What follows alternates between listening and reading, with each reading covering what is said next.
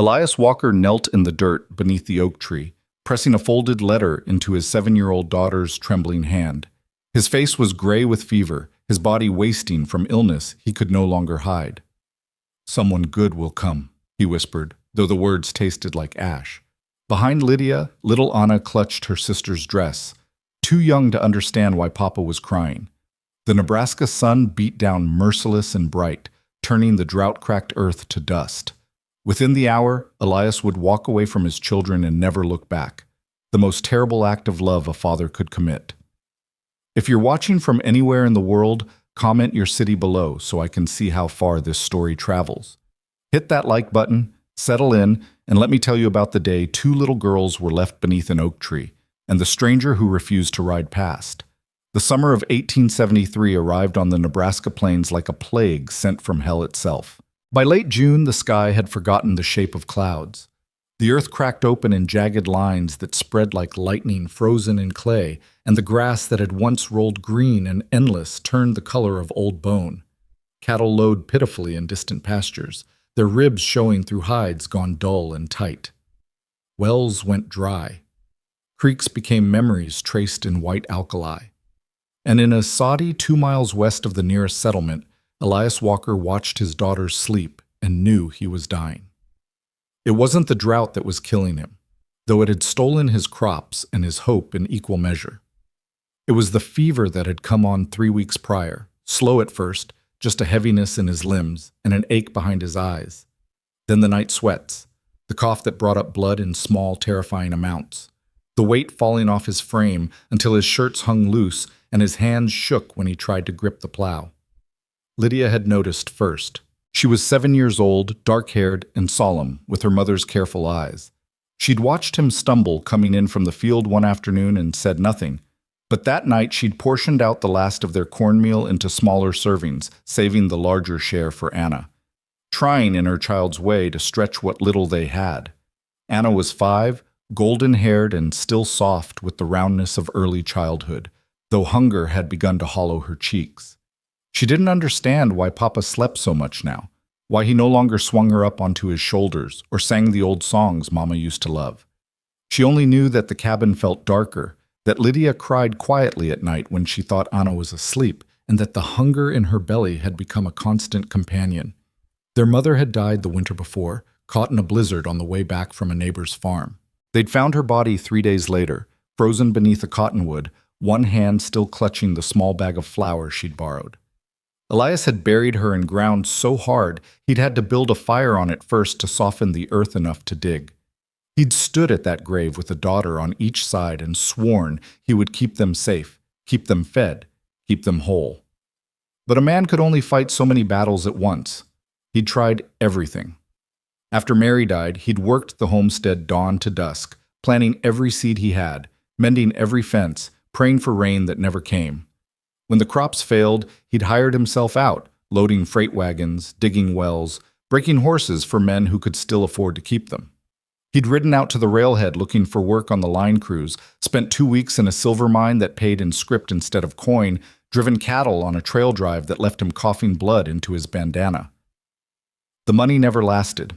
There were always boots to mend, medicine to buy, food to put on the table, and now the illness had progressed past the point where he could hide it. His skin had taken on a grayish pallor. His breath came short. Some mornings he couldn't rise from his bedroll without Lydia's small hands pulling at his arm.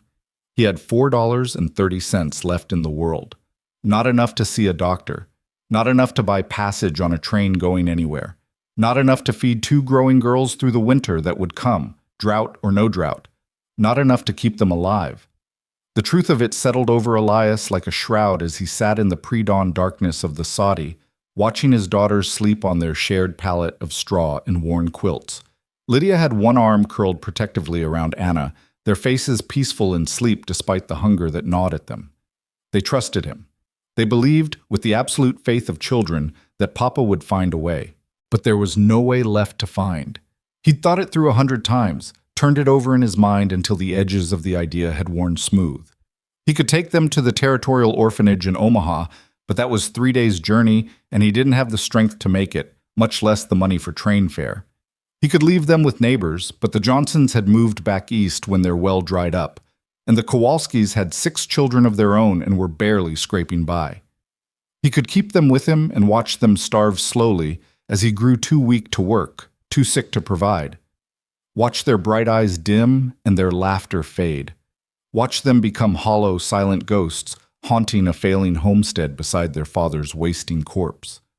Or he could give them a chance. The idea had come to him a week ago, rising up from the dark place where desperate men keep their most terrible options. It was monstrous, unthinkable. It went against every instinct a father possessed. But as he'd lain awake coughing, listening to Anna whimper in her sleep from hunger, listening to Lydia whisper stories to her little sister to help her forget the emptiness in her belly, the idea had taken root. If he left them somewhere they'd be found, somewhere travelers passed regularly, someone would take them in. Someone with food and resources and the ability to care for them properly.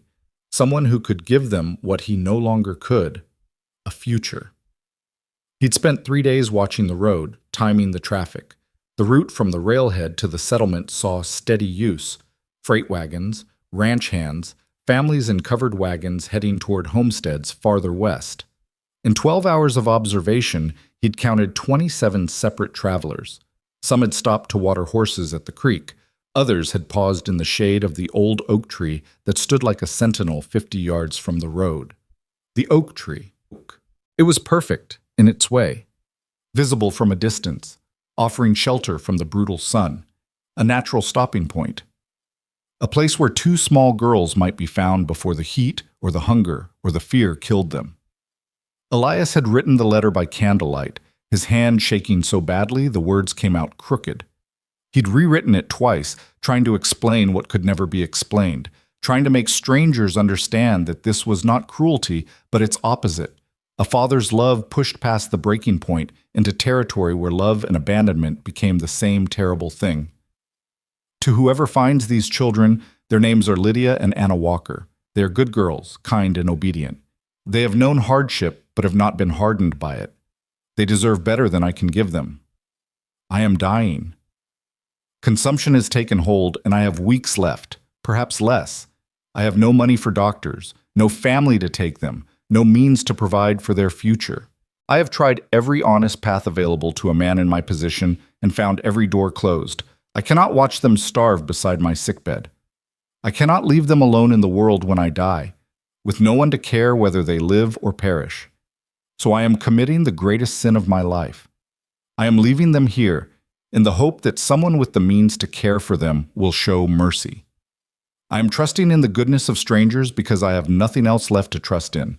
They are innocent of any wrongdoing. Whatever judgment awaits me in the hereafter, they deserve none of it. If you can find it in your heart to help them, I will die grateful. If you cannot, I beg you to take them to the Territorial Orphanage in Omaha. Do not leave them here alone. Their father, Elias Walker. June 28, 1873. He'd folded the letter and tucked it into his pocket, then spent 2 days working up the courage to do what needed doing. Twice he'd decided against it, telling himself he'd find another way, that something would change, that a miracle might yet arrive. But the fever kept climbing, and the food kept dwindling, and Anna kept asking when they'd have meat again, and Lydia kept portioning out smaller and smaller servings with that terrible adult competence that broke his heart. This morning he'd woken before dawn, his decision made. He'd used $25, precious coin he couldn't spare, to buy a small loaf of bread and 2 apples from the settlement store. He'd packed them carefully in a cloth sack along with a canteen of water. He'd dressed the girls in their best clothes, the calico dresses Mary had sewn the summer before she died.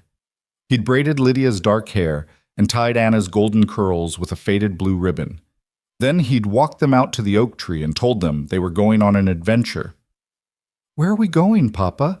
Anna had asked, her small hand tucked trustingly in his. "Somewhere better than here, baby girl. Somewhere with food and soft beds and people who can take proper care of you. Are you coming too?" The question had nearly undone him. He'd knelt down, gathering both girls into his arms, pressing his face against Lydia's hair and breathing in the scent of her, sun and dust, and the lavender soap Mary used to make. "I'll find you," he'd whispered, the lie tasting like poison on his tongue. I promise I'll find you. But Lydia had pulled back, her dark eyes searching his face with an intensity that made her seem far older than 7. You're sick, Papa. You need to see a doctor. I will, sweetheart. I will. But first I need to make sure you and Anna are safe. We're safe with you. The simple faith in those words had almost broken him. He'd smoothed her hair back from her forehead, memorizing the feel of her, the shape of her face, the way her eyes reflected the morning light. Sometimes keeping someone safe means making sure they have what they need, even when you can't be there to give it to them. His voice had cracked. Do you understand? Lydia had nodded slowly, though confusion clouded her expression. Anna had simply leaned against him, her thumb finding its way to her mouth, the way it did when she was tired or frightened. I need you to do something for me, Elias had continued, reaching into his pocket and pulling out the folded letter. I need you to wait here under this tree. Someone good is going to come along. I promise you someone good will come. And when they do, I need you to give them this letter. Can you do that for me? What does it say? It explains everything.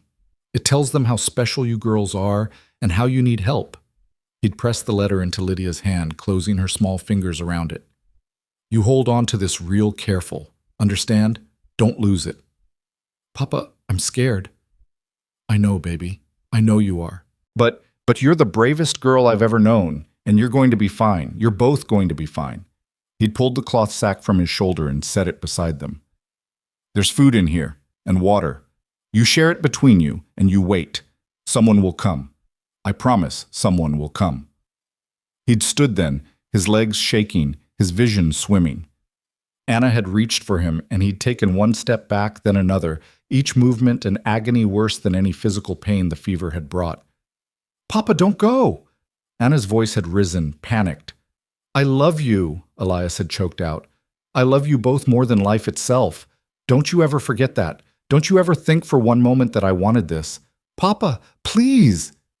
But he turned away then, before his courage failed entirely, and started walking. Behind him, he could hear Anna crying, hear Lydia trying to comfort her sister with words that trembled on the edge of tears. Each step carried him farther from them, and each step felt like dying. He'd made it 50 yards before he looked back.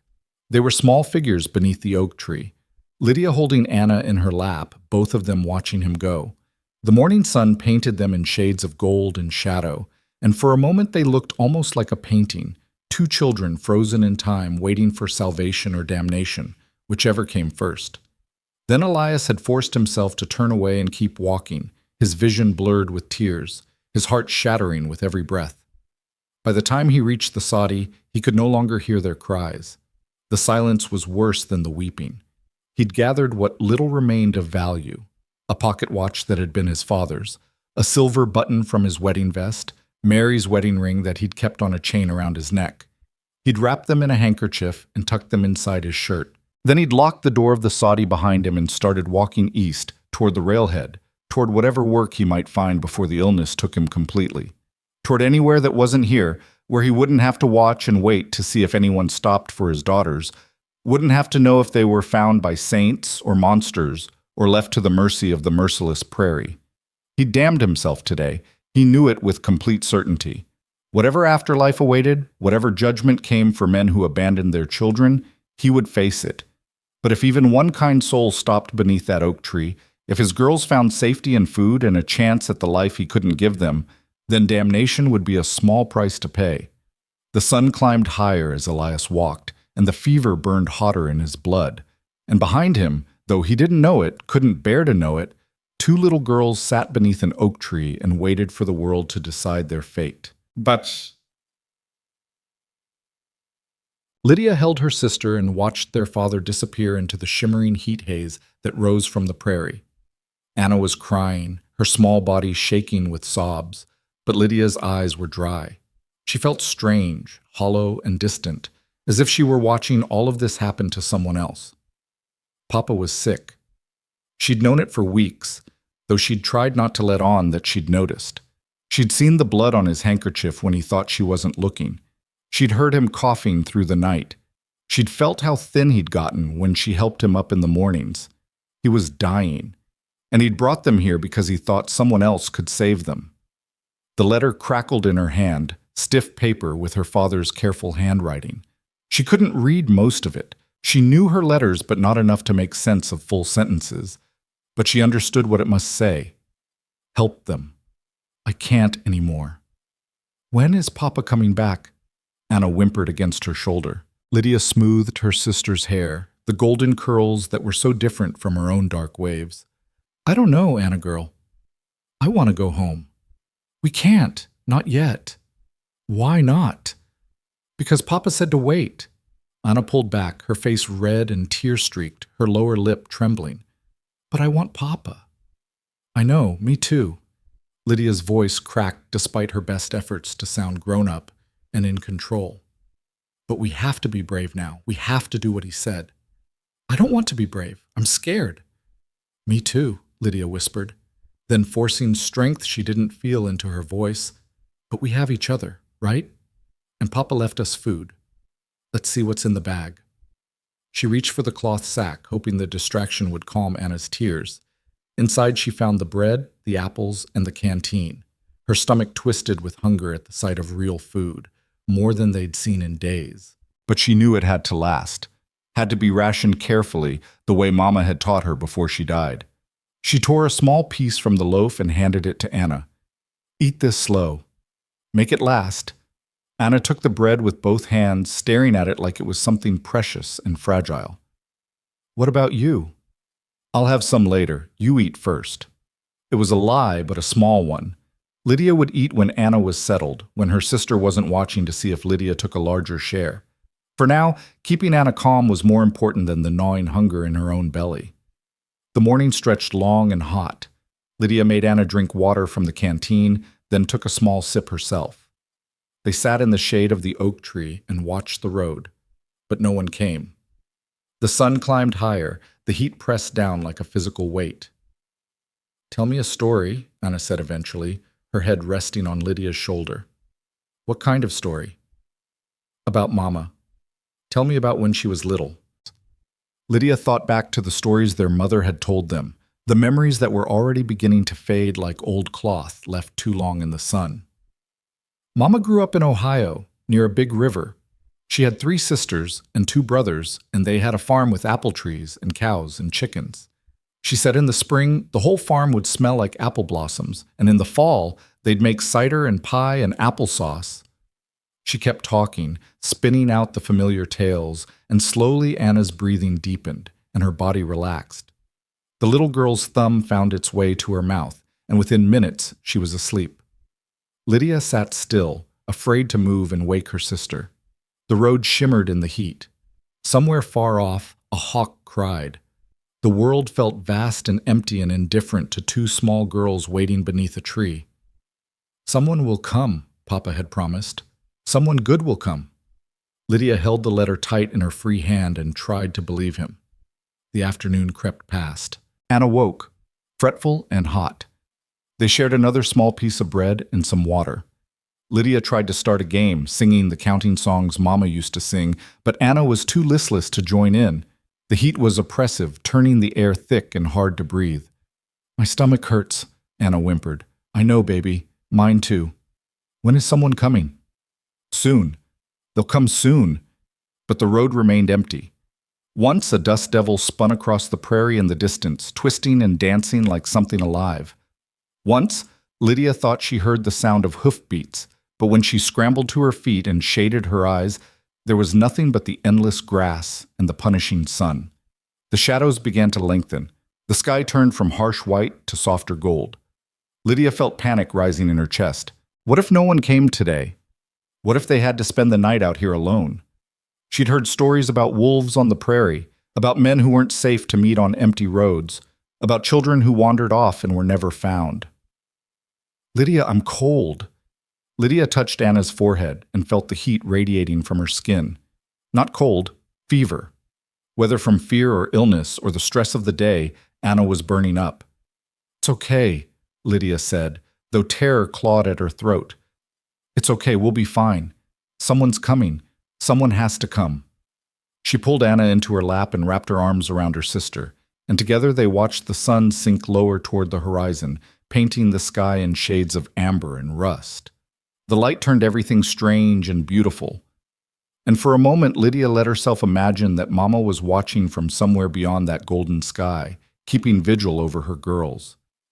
"Please," she prayed silently, "please send someone. Please don't let us be alone." The sun touched the horizon. The first stars began to appear in the deepening blue. And just when Lydia had begun to believe that no one was coming, that they would spend the night beneath this tree and wake to another day of heat and hunger and waiting, she heard it. The sound of a horse. Not distant or imagined, but close and real and moving toward them. Lydia's head snapped up. There. A figure on horseback coming down the road from the east. A man alone, his silhouette dark against the fading light. Her heart hammered. This could be the salvation Papa had promised, or it could be something else entirely. She clutched Anna tighter and waited. The letter pressed against her chest like a talisman as the rider drew closer and their fate hung balanced on the edge of the coming night. The rider slowed as he approached the oak tree, and Lydia could make out more details now. A young man, maybe 20 or so, lean and dusty from the trail. He wore a wide-brimmed hat pulled low against the setting sun, and a bedroll was tied behind his saddle. His horse was a sturdy bay gelding that looked as tired as its rider. He might have ridden past entirely if the horse hadn't stopped of its own accord, lowering its head toward the dry grass near the tree's roots. The man pulled gently on the reins, then seemed to notice the two small figures huddled in the shadows. "Whoa there!" He swung down from the saddle with easy grace, then froze when he got a good look at them. "Jesus! You girls all right?" Lydia didn't answer. She couldn't make her voice work past the tightness in her throat. Anna had gone still and silent against her chest, fever warm and trembling. The man took a step closer, then stopped, seeming to realize how frightening he must look, a stranger appearing out of the dusk. He pulled off his hat, revealing dark hair stuck to his forehead with sweat, and a young face lined with concern. "My name's Cole Harper," he said, his voice gentle. "I'm not going to hurt you.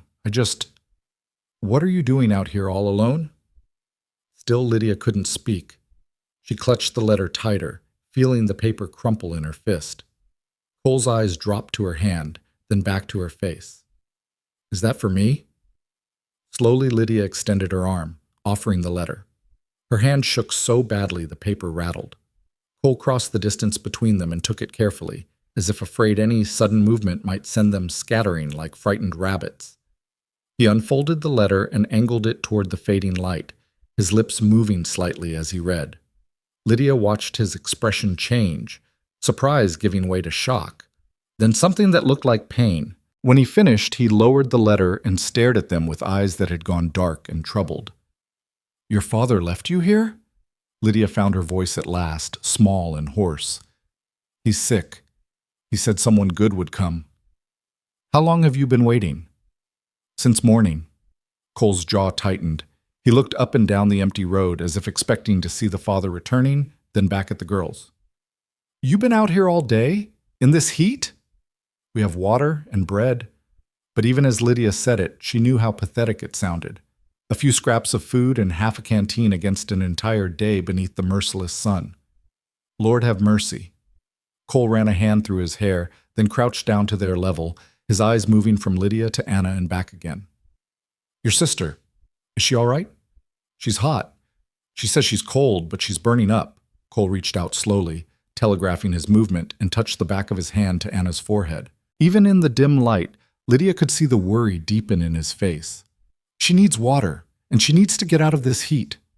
He looked at Lydia. "What's your name, sweetheart?" "Lydia, and she's Anna." "Well, Lydia, I'm going to help you both. That okay?" Lydia nodded, too exhausted and frightened to do anything else. Cole stood and moved back to his horse, untying his bedroll and spreading the blanket on the ground. Then he returned and held out his hands. "I'm going to pick up your sister now, all right? Just going to lay her down more comfortable." Lydia loosened her grip on Anna, and Cole lifted the little girl with a gentleness that surprised her. Anna didn't protest, just curled into his chest with a small whimper. He carried her to the blanket and laid her down carefully, then retrieved his canteen from the saddle. "Anna, can you hear me?" He uncapped the canteen and slipped one hand behind her head, lifting it slightly. "I need you to drink some water. Just a little bit. Anna's eyes fluttered open. She looked at Cole with glassy confusion, then at Lydia, who had scrambled over to kneel beside them. "It's okay," Lydia whispered. "He's helping us." Anna drank a few small sips, coughed, then drank a little more. Cole eased her head back down and looked at Lydia. "When's the last time you ate?" "This morning. A little bit." "You hungry now?" Lydia's stomach answered for her, growling audibly. Cole almost smiled, but it was a sad expression, full of something that looked like anger held carefully in check. "I've got some jerky and hardtack in my saddlebag. It's not much, but it's food." He stood and walked back to his horse, returning with a cloth-wrapped bundle. "Here, eat slow. If you've been going without, too much too fast will make you sick." Lydia took the jerky with trembling hands and bit off a small piece. The salt and smoke of it exploded on her tongue, and she had to stop herself from wolfing it down. She chewed slowly, forcing herself to follow his advice, then offered a piece to Anna. "Not hungry," Anna mumbled, her eyes closing again. Cole frowned. He dampened his bandana with water from the canteen and laid it across Anna's forehead, then sat back on his heels, studying both girls with an expression Lydia couldn't quite read. "Your papa," he said quietly. "The letter says he's dying, says he has consumption. I don't know what that means." "It means he's very sick, sick in his lungs." Cole's voice was careful, measured. "How long has he been coughing?" "A long time. Weeks, maybe. He tries to hide it, but I hear him at night." Cole nodded slowly, his jaw working like he was chewing on words he didn't want to say. "And he brought you here because he thought someone would take you in, give you a better chance than he could. He said he'd find us later. He promised." The look Cole gave her then was so full of pity that Lydia felt her chest tighten. "Honey, I don't think he promised." Her voice came out fierce, almost angry. "He wouldn't lie to me." Cole held her gaze for a long moment, then nodded. "All right. We'll hope for that then." But the tone of his voice suggested he knew better, and Lydia felt something cold settle in her stomach. They sat in silence as the last light drained from the sky. Cole gave Lydia more jerky and made sure she drank water, then checked on Anna again. The little girl had drifted into a fitful sleep, her breathing shallow and rapid. "She needs a doctor," Cole said, more to himself than to Lydia. "And a real bed, and food, and—" He trailed off, looking at the letter again in the deepening darkness. "Hell of a thing to ask a stranger." "Are you going to leave us?" The question came out smaller than Lydia intended, frightened and young. Cole looked at her, and in the starlight his face was all plains and shadows. "No, I'm not going to leave you." "Promise?" "I promise." He said it simply, without hesitation, and something in Lydia's chest loosened just slightly. "Question is what to do now. There's a town about 8 miles west, might have a doctor, or at least someone who knows medicine. But I can't make that ride in the dark with your sister sick like this, and I can't leave you here alone. We could wait until morning." "We could." Cole rubbed his jaw, thinking. "Or I could ride now, bring help back. But that means leaving you, and I'm not sure that's smart either." "I'm not afraid of the dark." "That right?" He studied her face. "You're a brave girl, Lydia Walker. Braver than most grown folks I know. But brave doesn't mean safe, and I'm not leaving 2 little girls alone on the prairie at night." "What are we going to do then?" Cole stood and walked a slow circle, his hands on his hips, clearly working through options. Finally, he came back and crouched down beside them. "Here's what I'm thinking. We camp here tonight. I'll keep watch. Make sure you're safe. At first light, we all ride for town. I'll carry Anna. You'll ride behind me. 8 miles isn't far, and we can make it in a few hours if we push. Once we're there, we get Anna to a doctor and figure out the rest." "The rest?" "What happens next? Where you'll stay? How we find help for you." He paused. "Your daddy's letter says to take you to the orphanage in Omaha if I can't help you myself. But Omaha's 3 days from here, and your sister needs care now, not 3 days from now." "We don't want to go to an orphanage." "I imagine you don't. But I'm not sure what other choice there is." Cole's voice was gentle but honest. "I'm just a ranch hand, Lydia. I've got $40 to my name and no home except wherever I'm working next. I can't take care of 2 little girls." Papa said someone good would come. And someone did. I'm here, aren't I? And I'm telling you I'll help you however I can. But helping doesn't mean I can be your papa. You understand that? Lydia nodded, though tears burned hot behind her eyes.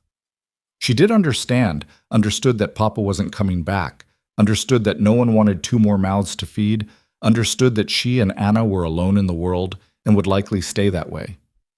Cole must have seen something in her face because his expression softened. Hey now, one step at a time, all right? First step is getting through tonight. Second step is getting Anna well. Everything else we'll figure out when we get there. He moved to his horse and began unsaddling it, working with the easy competence of someone who'd spent his life around animals. The bay stood patient and still, too tired to do more than occasionally swish its tail. Cole hobbled it near a patch of grass, then brought his saddle and gear over to the tree. I'm going to make a small fire, he said, just enough to keep the chill off once the temperature drops. You know how to tend a fire? Mama taught me. Good. You keep an eye on it while I take care of a few things. Don't let it get too big, just enough to see by and stay warm. He showed her how to arrange the kindling he gathered from the sparse brush around the tree, then struck a match and coaxed the flames to life.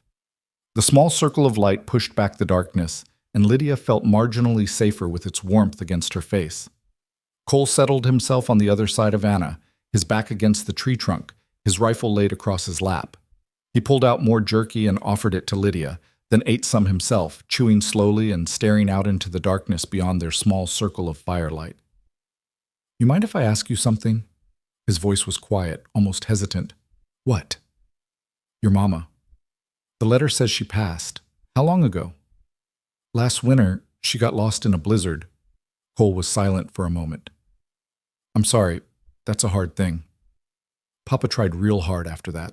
He worked all the time trying to keep us fed. But nothing grew this year, and then he got sick, and Lydia's voice cracked. He didn't want to leave us. I know he didn't. I believe you. Cole's voice was rough around the edges. A man doesn't write a letter like that unless he's tried everything else first. Your papa loved you, probably loved you more than anything in this world. Then why did he go? It was the question that had been burning in her chest all day, the thing she couldn't understand no matter how hard she tried. Cole was quiet for a long time. When he spoke, his words came slow and careful. Sometimes loving someone means knowing when you can't be what they need anymore.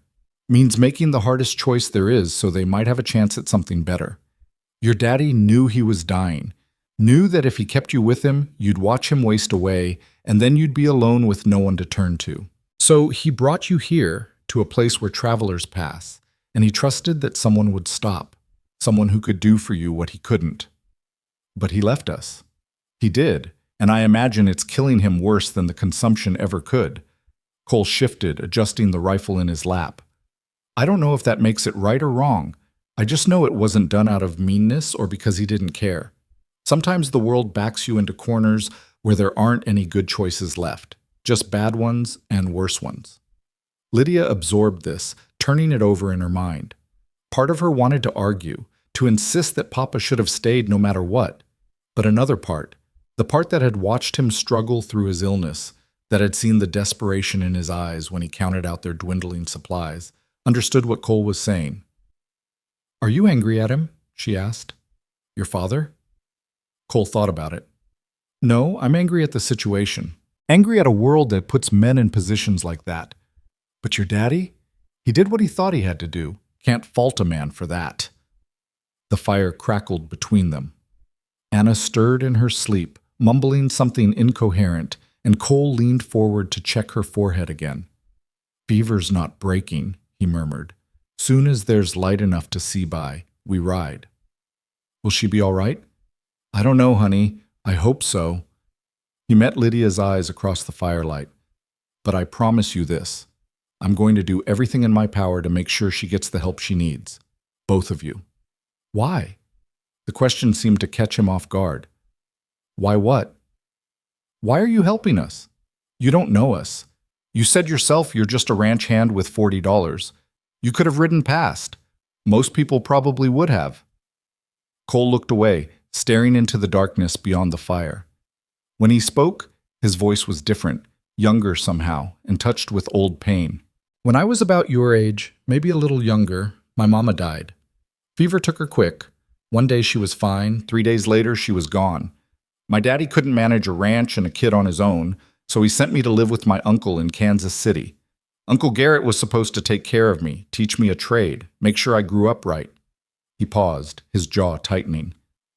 Instead, he worked me like a mule, fed me scraps, beat me when I didn't move fast enough, or work hard enough, or breathe quiet enough. I ran off when I was 12, spent the next few years doing whatever I had to do to survive. He fell silent, and Lydia waited, sensing there was more.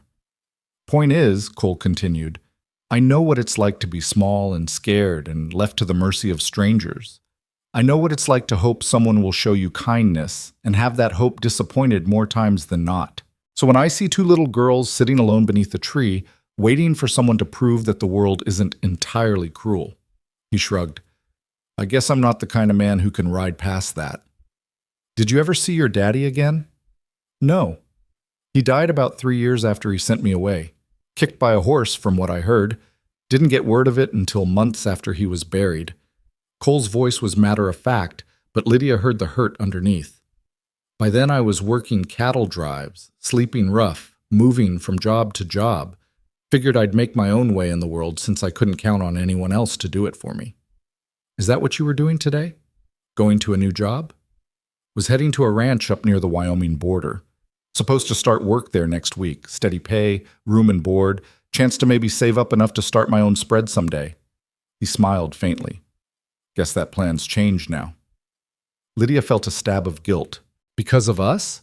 Because of circumstances. Cole's tone was firm.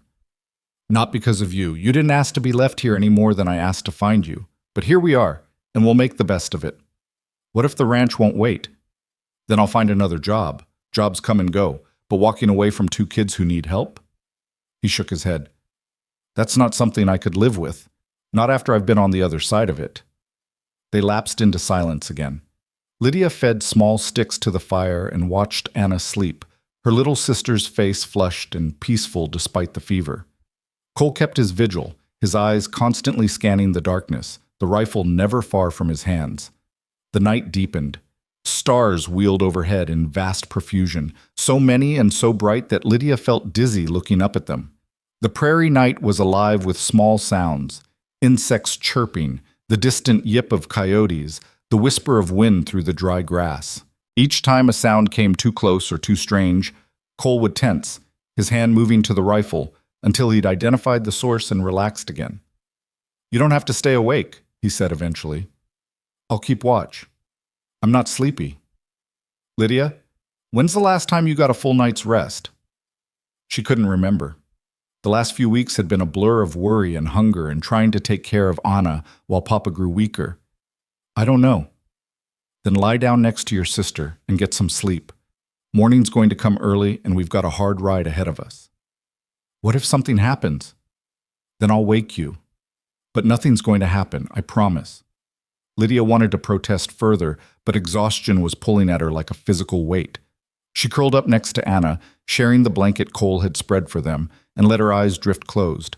The last thing she saw before sleep claimed her was Cole, sitting against the tree, silhouetted by firelight, standing watch over 2 little girls he'd known for less than an hour. She woke to gentle shaking in the pearl-gray light of pre-dawn. Cole was crouched beside her, his face drawn with fatigue but his eyes alert. Time to go. I want to be on the road before the sun gets high. Lydia sat up, rubbing sleep from her eyes. Anna was still asleep beside her, her breathing slightly easier than it had been the night before, but her skin still too warm. Did you sleep at all? Lydia asked. Caught a few minutes here and there. I'll sleep when we get to town.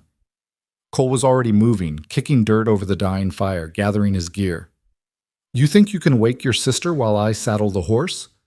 Lydia nodded and turned to Anna, smoothing the golden curls back from her forehead. Anna? Anna, wake up. We have to go now. Anna's eyes opened slowly, unfocused and glassy. Mama? It's Lydia. Come on, we need to get up. Where's Papa? The question hit Lydia like a physical blow. She'd almost managed to forget, in the strange safety of the night, that Papa wasn't coming back. that they were truly alone except for this stranger who'd stopped when he didn't have to. Papa had to go away, she said, fighting to keep her voice steady. But Cole's going to help us. Remember Cole? Anna's gaze drifted past Lydia to where Cole was tightening the cinch on his saddle. I don't feel good. I know. We're going to get you to a doctor. Cole came over and scooped Anna up, blanket and all, settling her against his shoulder. How you doing, little one? My head hurts. I bet it does. We're going to fix that. He looked at Lydia. You ready? She gathered the few belongings they had, the mostly empty food sack, the canteen, her father's letter that Cole handed back to her. It wasn't much to show for a life, but it was all they had. Cole swung up into the saddle with Anna cradled in one arm, making it look easy despite the awkwardness of the position. Then he held his free hand down to Lydia. Step on my boot and grab my hand. I'll pull you up behind me. It took 2 tries, but Lydia managed to scramble up behind the saddle. Cole settled her with one hand, making sure she was secure.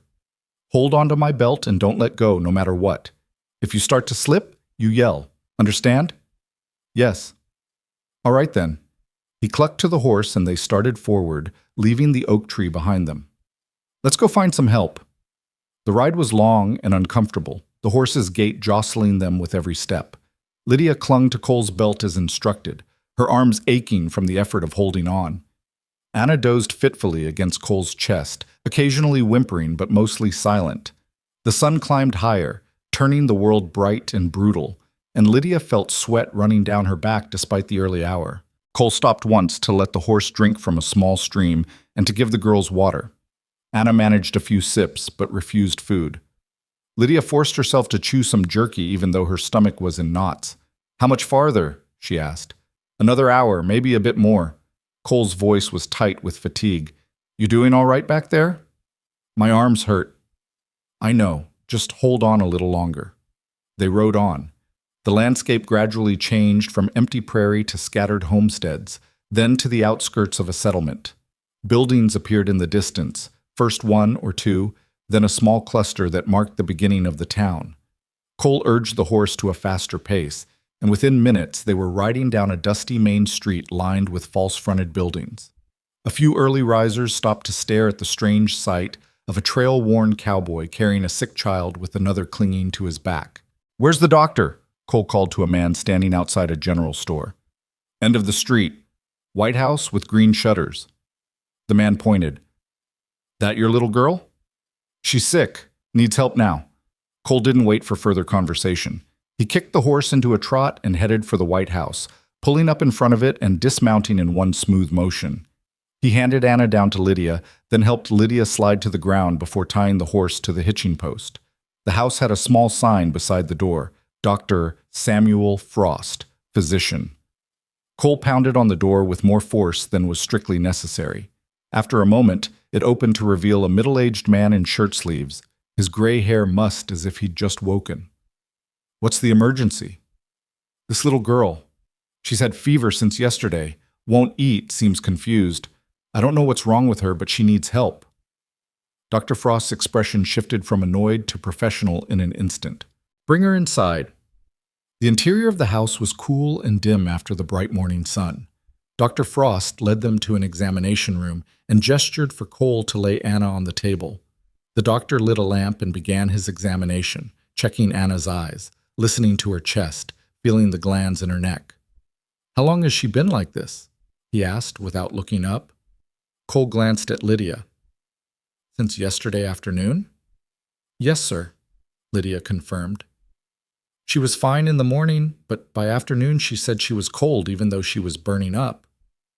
And you are? I'm her sister, Lydia. Where are your parents? The question hung in the air, painful and complicated. Cole stepped in before Lydia had to answer. Their father left them. Mother's dead. I found them waiting by the roadside and brought them here. Dr. Frost looked up at that, his eyes sharp behind wire-rimmed spectacles. Left them? Deliberately? The father's dying, consumption. He left a letter saying he couldn't care for them anymore and hoped someone would help. Cole's voice was flat, daring the doctor to judge. I'm that someone. I see. Dr. Frost returned his attention to Anna, who lay passive and glassy-eyed on the table. Well, this little one has heat exhaustion compounded by dehydration and malnutrition. Her fever is dangerous but not critical yet. With proper care, she should recover. What kind of care? Rest, fluids, nourishment. I'll give you some powders to bring the fever down, and a tonic to help build her strength. Dr. Frost straightened, wiping his hands on a cloth. She needs to be kept cool and quiet for at least a week. No exertion, plenty of water, small meals several times a day. Can I take her with me, or does she need to stay here? Where would you be taking her? Cole hesitated, and Lydia saw the reality of their situation crash down on him. He had no answer. No home to offer, no place where a sick child could rest and recover. Dr. Frost seemed to read his expression. There's a boarding house 2 streets over, Mrs. Patterson's place. Clean rooms, decent food. She's taken in families before when they needed temporary shelter. I could send word if you'd like. How much? For a room, $2 a week, meals included. Cole did quick mental math, his face tight. I've got $40. That's 5 weeks if I spend every cent, and I still need to find work, still need to figure out. He broke off, running a hand through his hair in frustration. There's also the church, Dr. Frost said quietly. Reverend Matthews has helped families in difficult circumstances. He might be able to arrange something more permanent. Like what? An orphanage? Or foster placement? There are families in the area who might be willing to take in children temporarily. No. Lydia's voice cut through the room, sharp and frightened. We're not going to strangers. We're staying together. Both men looked at her. Cole's expression was pained, and Dr. Frost's was sympathetic but realistic. Miss Lydia, the doctor said gently, I understand this is frightening, but Mr. Harper here is right. He can't care for you properly on his own. You and your sister need stability, regular meals, a safe place to sleep. The church can help arrange. No. Lydia turned to Cole, her eyes burning with tears she refused to shed.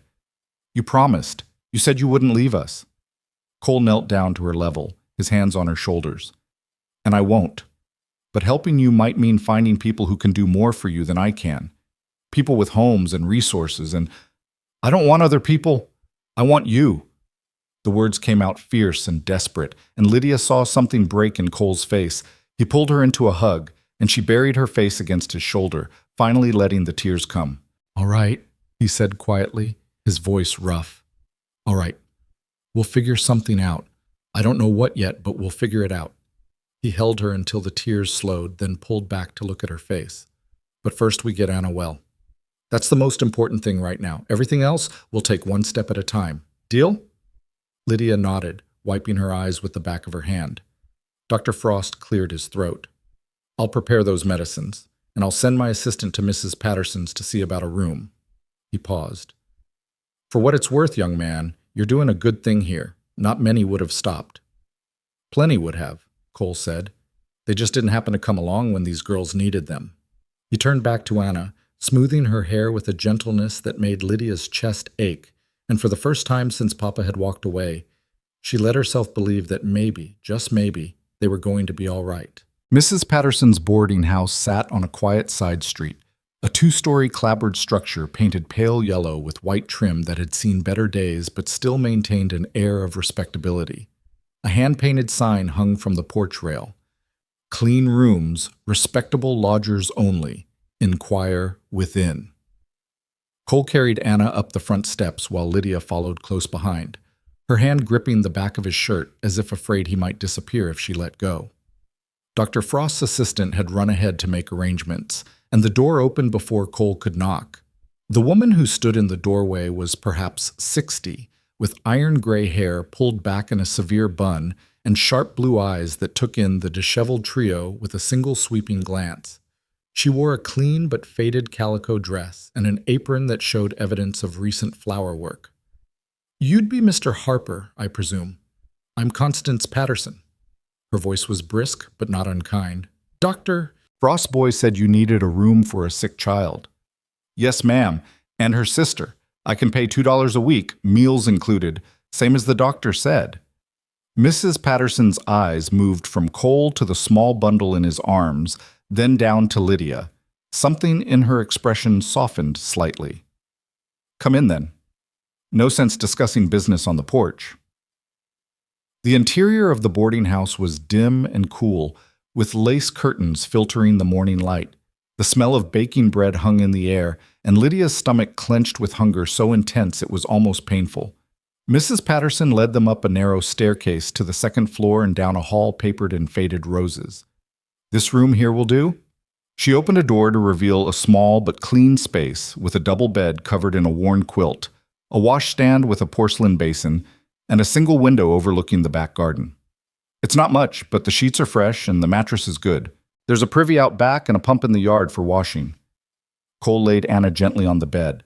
The little girl's eyes were closed, her breathing shallow and rapid. Mrs. Patterson moved closer, her experienced hands checking Anna's forehead the same way Cole had done. "Poor mite. Dr. Frost said heat exhaustion?" "Among other things." Cole's voice was tight. "She needs rest and proper food. And medicine. The doctor gave me powders for the fever. I'll bring up cool water and cloths for compresses, and I've got chicken broth on the stove that'll do her good once she can take it." Mrs. Patterson straightened, fixing Cole with a measuring look. $2 a week covers the room and 3 meals a day. Breakfast at 7, dinner at noon, supper at 6. I don't allow drinking, gambling, or unseemly behavior under my roof. Church on Sunday is expected, but not required. You break my rules, you're out. Understood?" "Yes, ma'am." "And these children? They your kin?" Cole hesitated. "No, ma'am. I found them yesterday, left by their father. Mother's dead, father's dying. They had nowhere else to go." Mrs. Patterson's eyes narrowed slightly. "So you're not their father, not their guardian, just a stranger who happened along?" "That's right." "And you aim to care for them how, exactly? You have work? A home?" "Not yet, but I'll find something. I'm a good hand with horses and cattle, can do carpentry, know my way around a ranch. Someone in this town needs help, and I'll work for whoever that is." "While living here, with 2 children to feed and a sick one to tend?" The skepticism in her voice was clear, and Lydia felt panic rising in her chest.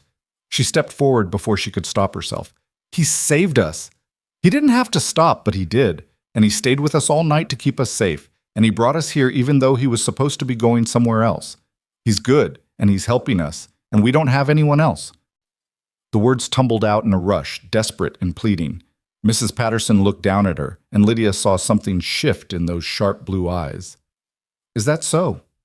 The older woman's tone had gentled slightly. "What's your name, child?" "Lydia Walker, and that's my sister Anna." "And you trust this man?"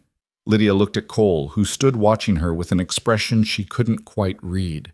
She thought about the way he'd held Anna so carefully, the way he'd kept watch through the night, the way he'd promised not to leave them even when the sensible thing would have been to ride away. "Yes, ma'am. I trust him."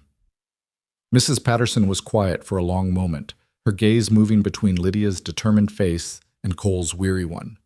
Finally she sighed, a sound that seemed to carry the weight of many years and many difficult decisions. "Very well. 1 week, paid in advance. After that we'll see how things stand." She held out her hand to Cole. $2, Mr. Harper." Cole reached into his pocket and counted out the coins, pressing them into her palm. Lydia watched his expression and knew what this cost him. Half a week's wages from jobs he hadn't worked yet, money he couldn't afford to spend but was spending anyway. Mrs. Patterson pocketed the coins and moved toward the door. "I'll bring water and cloths, the privy's straight out the back door and to the left. Breakfast is at 7 sharp. Don't be late or you'll go hungry till noon." She paused in the doorway, looking back at them. "One more thing. I run a respectable house, Mr. Harper. That means separate rooms for unmarried men and women. If you're staying here with these children, there can't be any appearance of impropriety." Cole's face flushed. "Ma'am, I would never. I'm sure you wouldn't. But appearances matter, and I won't have gossip about my establishment. So you'll take the small room at the end of the hall. It's hardly bigger than a closet, but it has a bed. The girls stay here. Door stays open during the day when you're with them. Are we clear?" "Yes, ma'am. Perfectly clear." "Good."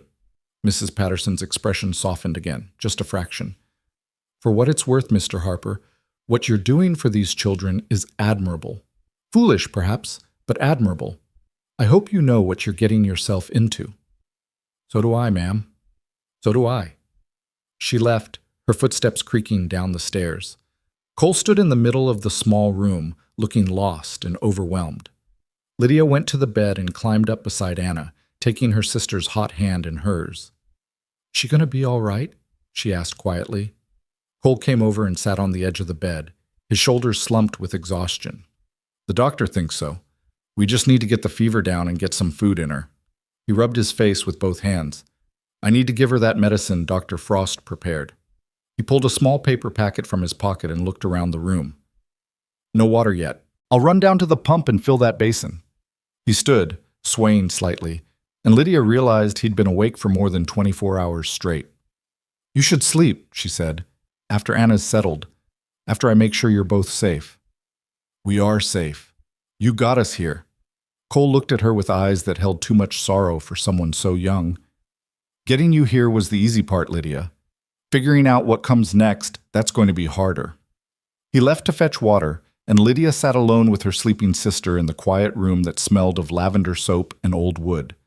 Through the window, she could see a small garden below, struggling through the drought, but still showing touches of green where someone had been watering carefully. A crow landed on the fence post and cawed once before flying off. The enormity of their situation pressed down on her. Papa was gone. Mama was dead. They were in a strange town with a stranger who'd promised to help but had no real means to keep that promise. Anna was sick and might get worse. And Lydia herself felt hollowed out, scraped raw by fear and grief and the terrible uncertainty of not knowing what tomorrow would bring. But they had a bed, they had shelter, and they had Cole, who could have ridden past but hadn't, who could have left them at the doctor's office but hadn't, who kept making promises he probably shouldn't make, and then doing everything in his power to keep them. It would have to be enough. It had to be. Cole returned with water sloshing in the basin and clean cloths Mrs. Patterson had pressed into his hands. He mixed the fever powder with water and gently roused Anna enough to get her to swallow it, then laid cool compresses on her forehead and wrists. There, he said softly. That should help bring the fever down. Now you need to rest too, Lydia. When's the last time you had a real sleep in a real bed? I don't remember. Then lie down next to your sister. I'll be right down the hall if you need anything. You're not leaving? Just going to my room to clean up and maybe close my eyes for a few hours. But I'm not going anywhere, I promise. He stood and moved toward the door. You rest now. Both of you. Lydia wanted to protest, wanted to keep him close where she could see him and know he was real and not just another hope that would dissolve like morning frost. But exhaustion was pulling at her, making her limbs heavy and her thoughts slow. She curled up next to Anna, feeling the warmth of her sister's fever-touched skin, and let her eyes close. The last thing she heard before sleep took her was the sound of Cole's footsteps in the hall and the quiet click of his door closing. She woke to golden afternoon light slanting through the window and the smell of something cooking. For a disoriented moment, she couldn't remember where she was, then it all came rushing back. Anna stirred beside her, making a small sound of distress. Lydia? I'm here. Lydia sat up and touched Anna's forehead. Still warm, but not as burning hot as before. How do you feel? Thirsty. There's water right here. Lydia helped her sister sit up enough to drink from the cup Cole had left on the washstand. Anna took small sips, her hands trembling. Where's Papa? The question cut like a knife, and Lydia had to swallow hard before answering. Papa had to go away, but Cole's taking care of us now. Remember Cole? Anna's brow furrowed in confusion. The man with the horse? That's right. He brought us here to get you well. I don't remember. It's okay. You've been sick, but you're getting better now. A soft knock at the door made them both jump. Mrs. Patterson entered carrying a tray with 2 bowls of broth and a plate of buttered bread. I heard voices. Good to see you awake, child. She set the tray on the washstand and felt Anna's forehead with practiced efficiency. Fever's coming down. That's promising. Think you can eat some broth? Anna nodded hesitantly. Mrs. Patterson propped her up with pillows and handed Lydia one of the bowls. You feed your sister while it's hot. Slowly now. Don't let her gulp it or she'll just bring it back up. The older woman's tone was matter-of-fact but not harsh. Mr. Harper's still asleep. Man was dead on his feet when he finally lay down. I expect he'll sleep through till morning if we let him. Lydia spooned small amounts of broth into Anna's mouth, watching her sister's face for any sign of distress.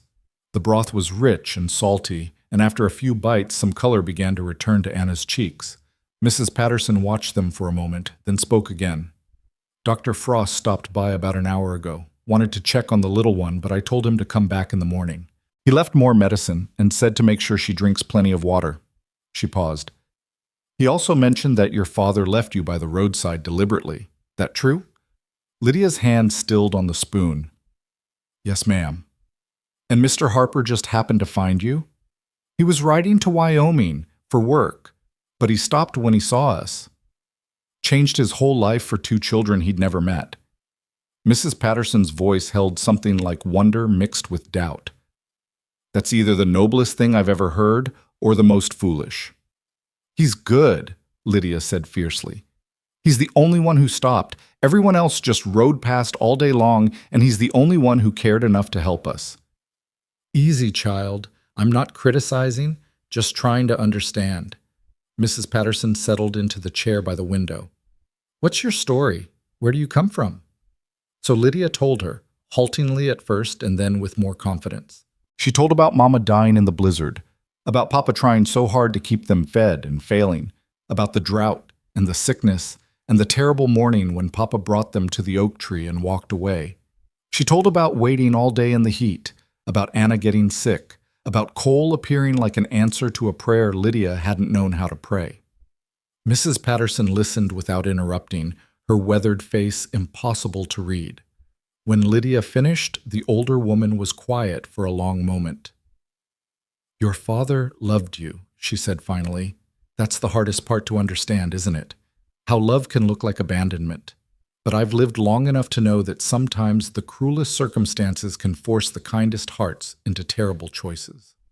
She stood and smoothed her apron. Your papa did what he thought was right, child.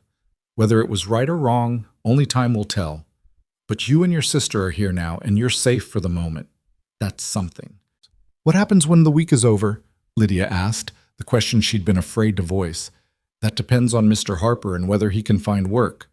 This town's not big, but there are ranches around, businesses that might need help. If he's as good a worker as he claims, someone will hire him. Mrs. Patterson moved toward the door. But even if he finds work, he's going to have a hard time caring for two children on his own. A man alone raising girls, people will talk. Some will help, but others... She trailed off, shaking her head. Well, cross that bridge when we come to it. She left them to their meal, and Lydia continued feeding Anna until the bowl was empty and her sister's eyelids began to droop again. I'm tired, Anna murmured. Then sleep. I'll be right here. Within minutes, Anna was breathing deeply, her small body finally relaxed. Lydia ate her own broth and bread, savoring every bite, then curled up beside her sister and watched the light fade from the window as evening approached. Cole appeared in the doorway as the last rays of sunlight painted the room gold. His hair was damp from washing, and he'd changed into a cleaner shirt, though his face still showed the exhaustion of the past 2 days. How is she? He asked quietly. Better. She ate some broth and her fever's down. Mrs. Patterson said the doctor came by. I know. I woke up when he was here and talked to him before he left. Cole came into the room and stood looking down at Anna's sleeping form. He thinks she'll make a full recovery if we keep her quiet and fed for the next week or so. What about after that? Cole's jaw tightened. That's what I spent the afternoon thinking about. I need work, Lydia. Real work that pays steady. And I need to find it fast because $2 a week for this room isn't going to last long on $40. Or $38 now. Mrs. Patterson said there are ranches around. There are. I asked her about them before I came up here. There's the Broken Creek Ranch about 10 miles north. Big operation, always needs hands. And a few smaller spreads closer to town. Problem is, most ranch work means living on site, in a bunkhouse with the other hands. No place for children. So what do we do? I don't know yet. He ran a hand through his damp hair, frustration evident in every line of his body. I could try to find work in town, the livery stable, the freight company, maybe carpentry work if anyone's building. That way I could stay close, check on you every day. But town work usually pays less, and there's no guarantee I'd find enough to cover this room and food and everything else you girls need. Lydia felt fear creeping back in, cold and familiar. Are you going to take us to the orphanage? Cole looked at her, and in his eyes she saw the same fear reflected back. Is that what you want? No, I want to stay with you. Lydia, I'm barely more than a kid myself. I'm 21 years old with no family, no property, nothing but a horse and a saddle and the clothes on my back. I don't know the first thing about raising children, especially girls. I can't braid hair or sew dresses or... I can braid hair, and Mama taught me to sew before she died. Lydia sat up straighter. I can help. I can take care of Anna and cook and clean, and I won't be a burden. I promise. Just please don't send us away. The desperation in her voice seemed to break something in Cole. He sat down on the edge of the bed and pulled her into a hug, and Lydia clung to him like he was the only solid thing in a world gone liquid and uncertain. You're not a burden, he said roughly. Neither of you. And I'm not sending you anywhere if I can help it. But I have to be realistic about what I can actually do for you. I have to think about what's best for you, not just what you want or what I want. What's best for us is staying together. Papa left us because he thought we'd be better off without him. But look what happened. We almost died out there. If you hadn't come along, she pulled back to look at his face. You saved us. That means something. That has to mean something. It does. But saving you once and being able to take care of you long term are two different things. Then let's take it one day at a time, like you said. Find work. Keep us safe. See what happens. Cole studied her face, and Lydia tried to look older than her 7 years, tried to show him that she could be strong and capable and not just another mouth to feed. Finally, he nodded. One day at a time, starting tomorrow, I'll look for work in town, something that lets me stay close and check on you. He stood. For tonight, you both rest. Mrs. Patterson said supper would be ready soon and I should bring you down if Anna's feeling up to it. I don't want to leave her alone. Then I'll bring supper up here for both of you. But you need to eat, Lydia. You're too thin and you've been through too much to skip meals now. He left to arrange the food, and Lydia sat in the gathering darkness thinking about choices and chances and the strange paths that brought people together. 2 days ago, she'd had a father and a home, however humble. Now she had neither, but she had Cole, a stranger who'd become something more through simple acts of decency that most people wouldn't have bothered with. The next morning brought church bells and sunshine, and Anna's fever finally breaking. She woke hungry for the first time since they'd been left beneath the oak tree, and Lydia felt a weight lift from her chest when her sister asked for eggs and ate them without prompting. Cole appeared after breakfast dressed in his best shirt, his hat in his hands. I'm going out to look for work. Mrs. Patterson said there's a freight company on the edge of town that might need drivers, and the livery stable owner is getting old and could use help. I'll try both places and see what I can find. Can we come with you? Lydia asked. Anna needs to rest, and you need to stay with her. Mrs. Patterson said she'd look in on you while I'm gone. He crouched down to Lydia's level. I know it's hard being left behind, but I'll be back before supper, I promise. And when I come back, maybe I'll have good news about work. He was true to his word, returning as the afternoon shadows lengthened. But the expression on his face told Lydia the news wasn't good before he even spoke. The freight company already has drivers and isn't hiring. The livery stable owner said he'd give me work, but only a few hours a week. Not enough to live on. But Cole sat heavily in the chair by the window. I tried 6 other places. Everyone either doesn't need help or can't pay enough to matter. What about the ranches? Lydia asked. That's my last option. Tomorrow I'll ride out to Broken Creek and see if they're hiring. If they are... He trailed off, not finishing the thought. If they are, you'll have to leave us. I'll have to take the work, yes. But I won't leave you. I'll come into town every chance I get, and I'll pay Mrs. Patterson to keep you here until I can figure out something better. How long will that last? How many weeks can you pay for before the money runs out? Cole's expression was bleak. I don't know, Lydia. I'm doing the best I can. The week passed in a blur of anxiety and waiting. Anna grew stronger each day, eating more and sleeping better, her color returning and her laughter, which Lydia had feared might be lost forever, beginning to resurface. But the shadow of their uncertain future hung over everything. Cole rode out to Broken Creek Ranch on the fourth day and came back with mixed news. They were hiring and they'd offered him work at standard ranch hand wages, $30 a month plus room and board in the bunkhouse. Good money, steady work, but it meant living 10 miles from town with no way to check on the girls except on his rare days off. I told them I'd think about it, he said that evening as they sat in the boarding house parlor after supper. Anna was upstairs sleeping, and Lydia had been allowed to stay up a bit later. But if I don't take it, I don't know where else to look. I've tried every business in town. Mrs. Patterson, who'd been sitting by the lamp mending a sheet, spoke up. There might be another option you haven't considered. Both Cole and Lydia turned to look at her. The Reverend Matthews I mentioned, he's been asking about you, wanting to meet the children, see if the church can help. She set down her mending.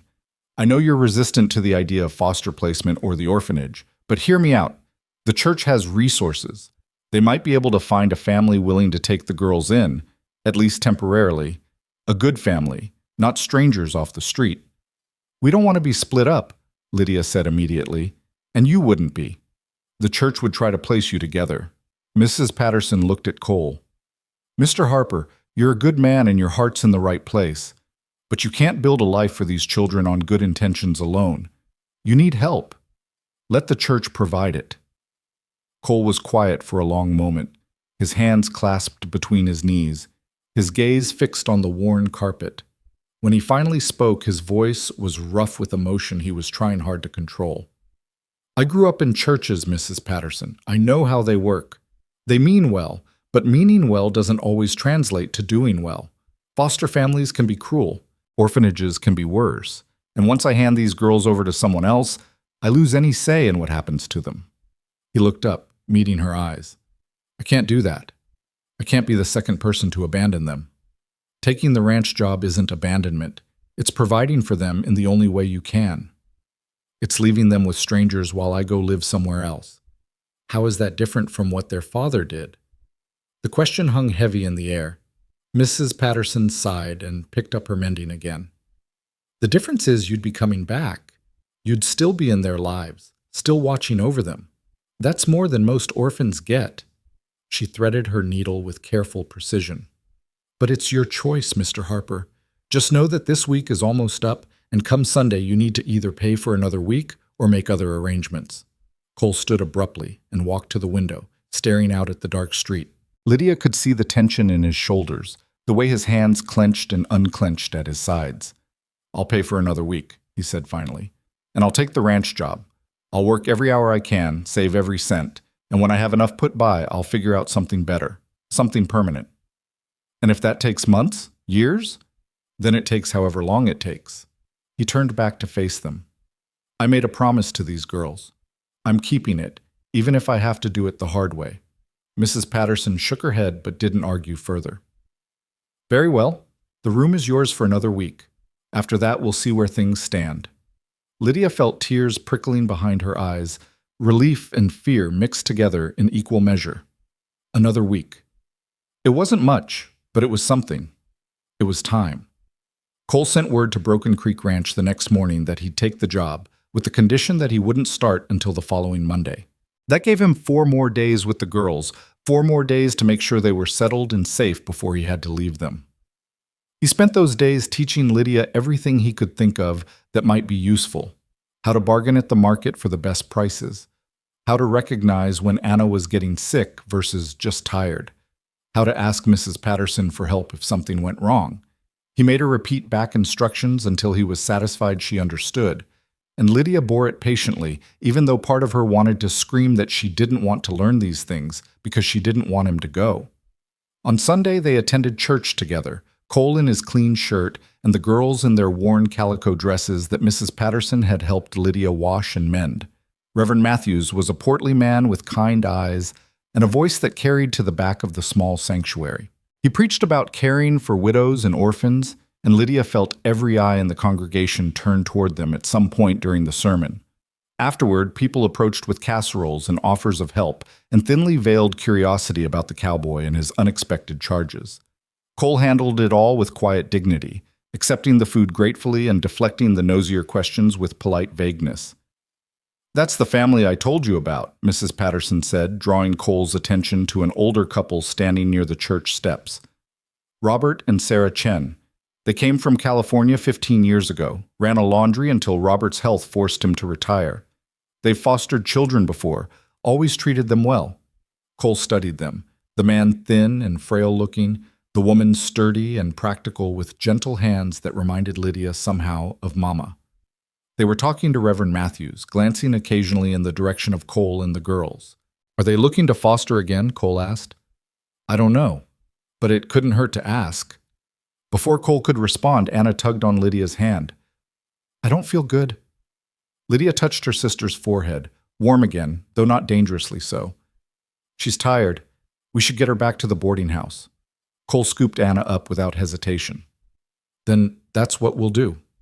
He nodded politely to the people around them and started walking, Lydia close at his side. They'd made it halfway down the street when Reverend Matthews caught up to them, slightly out of breath. Mr. Harper, a moment of your time. Cole stopped and turned. Reverend, I wanted to formally introduce myself and offer the church's assistance. Mrs. Patterson tells me you've found work at Broken Creek Ranch, but you're concerned about the children's care while you're away. I'm handling it. I'm sure you're doing your best, but the church has resources. Thank you, Reverend, but we're fine. Cole's voice was polite but firm. If that changes, I'll let you know.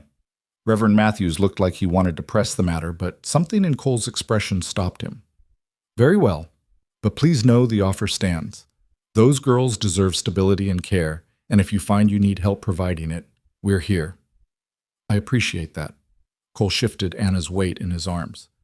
Now, if you'll excuse me, I need to get her home. He walked away before the Reverend could respond, and Lydia hurried to keep pace with his long strides. She could feel his frustration radiating off him like heat. Why are you angry? Well, she asked. I'm not angry. But his jaw was tight, and his voice was clipped. You sound angry. Cole was quiet for several steps. When he finally spoke, his voice had softened. I'm not angry at you or Anna. I'm angry at a world that makes this so damn hard. Angry that doing the right thing shouldn't be this complicated. Is keeping us the right thing? He stopped walking and looked down at her, and Lydia saw pain in his eyes. I don't know, Lydia.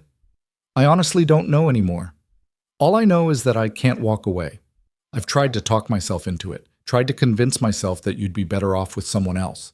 But every time I think about handing you over to strangers and riding away, he shook his head. I can't do it. For better or worse, we're in this together now. For better or worse, Lydia repeated softly. The next morning, Cole left for Broken Creek Ranch, his few possessions tied behind his saddle, his face set in grim determination. He'd paid Mrs. Patterson for 3 more weeks, the last of his $40 plus 2 weeks' advance on his wages that the ranch foreman had grudgingly agreed to give him. I'll be back Saturday night, he told Lydia as he prepared to ride out, and every Saturday after that unless something prevents it. You take care of Anna, you mind Mrs. Patterson, and if anything goes wrong, anything at all, you tell the Reverend and he'll get word to me at the ranch. I will. I mean it, Lydia. Don't try to handle everything yourself. You're 7 years old. It's not your job to be the grown-up. I know. But they both knew she would try anyway, because that's what she'd been doing since Mama died, and it was the only way she knew how to be. Cole hugged her tight, then knelt down to embrace Anna, who clung to him with tears streaming down her face. Don't go, she sobbed. Please don't go like Papa did. I'm not like Papa, Cole said gently but firmly. I'm coming back. 6 days, Anna. Count them on your fingers, and when you get to 6, I'll be here again. I promise. He extracted himself from her grip and swung up into the saddle. For a moment he sat there looking down at them, 2 small girls standing in front of a boarding house, watching another person ride away.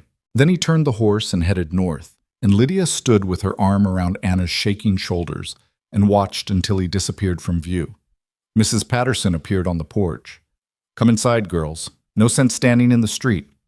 But Lydia stayed where she was for another minute, staring at the empty road and counting days in her head. 6 days until Saturday. 6 days until Cole came back. If he came back, if the ranch didn't decide they needed him 7 days a week, if he didn't realize that $30 a month was too much to sacrifice for two children who weren't his responsibility. 6 days that felt like forever. The first day without Cole stretched like taffy, each hour pulling longer and thinner until Lydia thought time itself might snap. Anna cried on and off through the morning, asking when Cole was coming back, when they could see him, why he had to leave at all. Lydia answered with patience she had to manufacture from nothing, counting on her fingers over and over. 6 days, then 5, then 4, trying to make the passage of time feel real and manageable to a 5-year-old who'd already been abandoned once. Mrs. Patterson gave them small tasks to keep them occupied. Anna was set to folding napkins for the dinner table, her small hands smoothing the worn linen with careful concentration. Lydia helped in the kitchen, peeling potatoes and learning to knead bread dough under the older woman's watchful eye. Press with the heel of your hand, then fold it over. That's right. Now turn it a quarter and do it again. Miss Patterson's voice was matter-of-fact, her gnarled hands guiding Lydia's through the motions. Bread takes patience. You can't rush it or force it. You work it gentle and steady until it's ready. Lydia thought the lesson was about more than bread, but she didn't say so.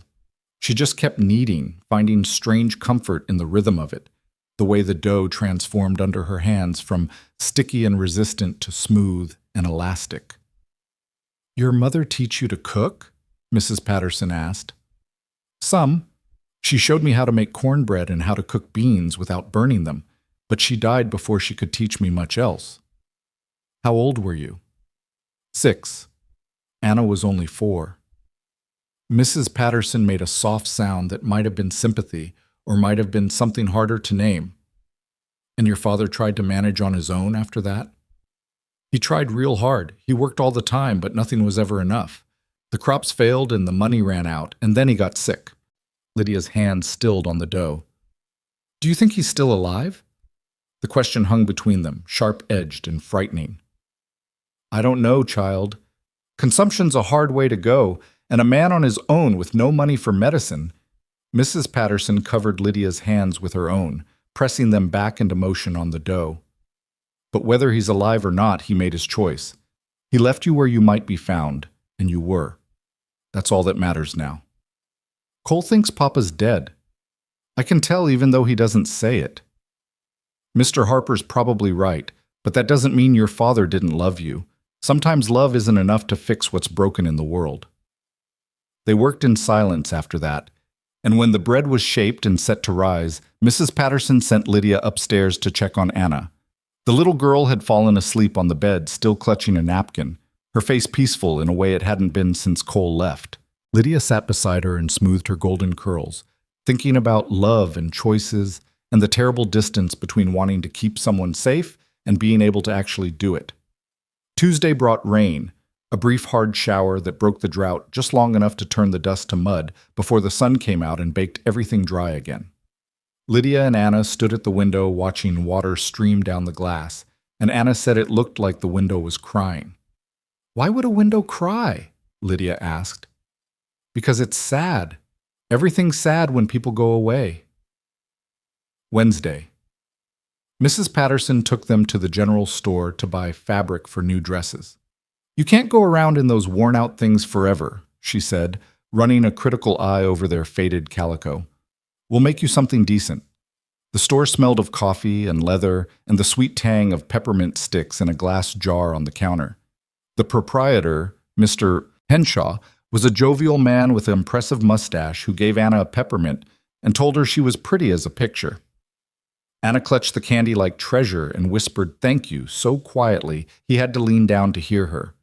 Mrs. Patterson selected sturdy cotton in blue for Lydia and yellow for Anna, plus thread and buttons and a length of ribbon. At the counter, Mr. Henshaw tallied the purchase and looked at Mrs. Patterson with raised eyebrows. "Putting this on your account, Constance?" "No, I'll pay cash." She counted out coins from her purse, and Lydia realized with a sick feeling that Mrs. Patterson was spending her own money on them. "You don't have to do that," Lydia said quietly as they walked back to the boarding house. "Cole gave you money for our room and food. You don't have to buy us things." "Those dresses are practically rags, child. Can't have you going around looking like street urchins. People talk, and I won't have it said that girls under my roof aren't properly cared for. But the money is mine to spend as I see fit. Mrs. Patterson's tone brooked no argument. Mr. Harper's doing his best, but he's one man with limited means. There's no shame in accepting help when it's offered. That evening after supper, Mrs. Patterson spread the fabric on the parlor table and began cutting out pattern pieces while Lydia watched. Her hands moved with the confidence of long practice, the scissors making crisp sounds as they sliced through the cloth. "You'll learn to do this yourself," she said. "Every girl should know how to sew. Keeps you from being dependent on others for your basic needs." She set Lydia to hemming Anna's dress while she worked on the more complicated seams. The stitches had to be small and even, and Lydia's fingers were clumsy at first, the needle slipping and pricking her more than once. But gradually, she found a rhythm, and there was satisfaction in watching the hem take shape under her hands. Anna played with her new peppermint stick, making it last by taking tiny licks instead of bites, and chattered about the dresses they were making. "Mine's going to be yellow, like sunshine. Lydia's is blue like the sky. Will be sunshine and sky." "That's right," Mrs. Patterson said, and there was something almost tender in her voice. "Sunshine and sky." Thursday. A letter came for Mrs. Patterson, delivered by a boy from the post office. She read it at the breakfast table, her expression unchanging, then folded it carefully and tucked it into her apron pocket. "News from the ranch," she said, seeing Lydia watching. "Mr. Harper wanted me to tell you he's well and thinking of you. Says he'll be here Saturday evening as promised."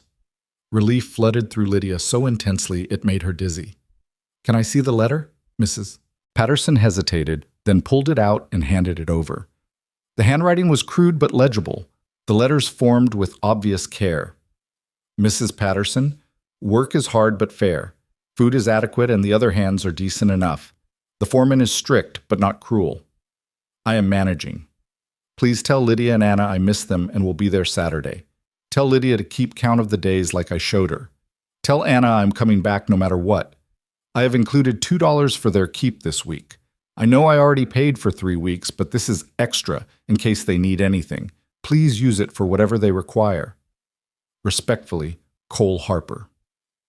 2 $1 bills were folded inside the letter. Mrs. Patterson pocketed them without comment, but Lydia saw the way her expression softened slightly. "He's a good man," the older woman said. "Foolish and idealistic and probably headed for heartbreak, but good nonetheless. He keeps his promises. So far, let's hope he can keep doing so." Friday brought visitors, Reverend Matthews and the couple from church, the Chens. Mrs. Patterson showed them into the parlor where Lydia and Anna were practicing their letters on slate boards borrowed from the Reverend's Sunday school supplies.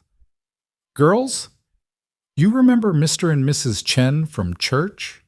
Mrs. Patterson's tone was carefully neutral. Lydia remembered. She set down her slate and stood, pulling Anna up beside her.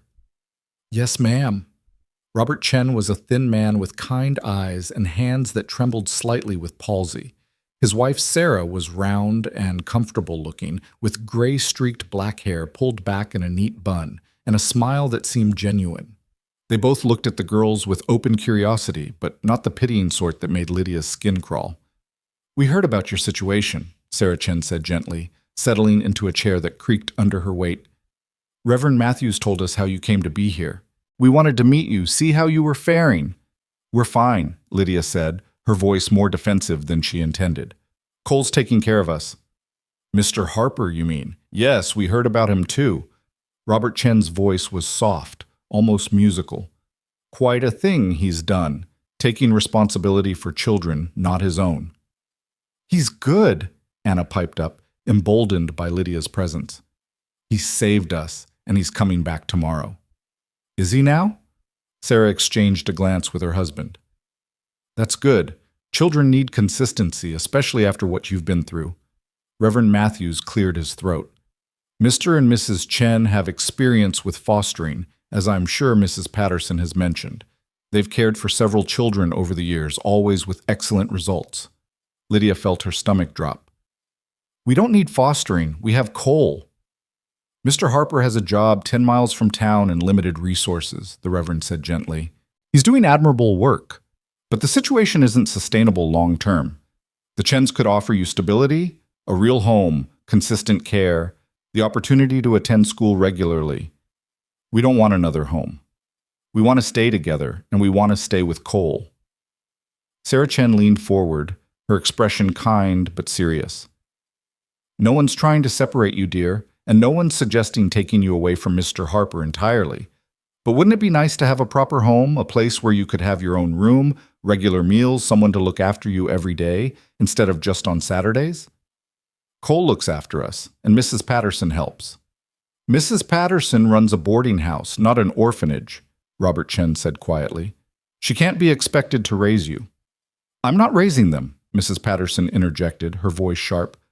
I'm providing temporary shelter while Mr. Harper establishes himself. There's a difference. A temporary being the operative word, Reverend Matthews said. It's been 2 weeks already. How much longer can this arrangement continue? As long as Mr. Harper can pay for it. And when his money runs out, or when the ranch needs him to work longer hours, or when winter comes and he can't make the ride into town every week. The Reverend's questions came rapid fire, each one a small cut. These children need permanence, Constance. You know that as well as I do. The room fell silent, except for the ticking of the mantel clock. Lydia held Anna's hand so tight she could feel her sister's bones shifting under the skin. Anna was trembling, her eyes wide and frightened. Finally, Mrs. Patterson spoke, her voice cold and measured. What these children need is to not be passed around like unwanted parcels. They've lost their mother, their father left them, and Mr. Harper is the first person to show them genuine kindness with no ulterior motive. If you think I'm going to undermine that by encouraging them to accept fostering before absolutely necessary, you're mistaken. We're not suggesting fostering immediately, Sarah Chen said quickly, just that the girls might visit us, see our home, understand that there are options if Mr. Harper's situation becomes untenable. Cole's situation is fine, Lydia said fiercely. He has work and he's saving money and he's coming back tomorrow. You can ask him yourself. Perhaps we will, Robert Chen said mildly. It would be good to meet the young man, understand his plans. They left shortly after, with promises to return and thinly veiled suggestions that fostering might become necessary sooner rather than later. When the door closed behind them, Lydia felt like she could breathe again. Are they going to take us? Anna whispered. No. Lydia's voice was flat and certain. Cole won't let them. But Mrs.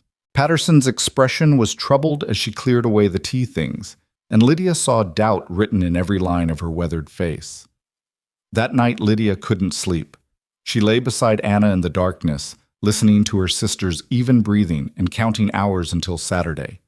Tomorrow Cole would come back. Tomorrow he'd tell the Reverend and the Chens that they were fine, that everything was under control, that he had a plan.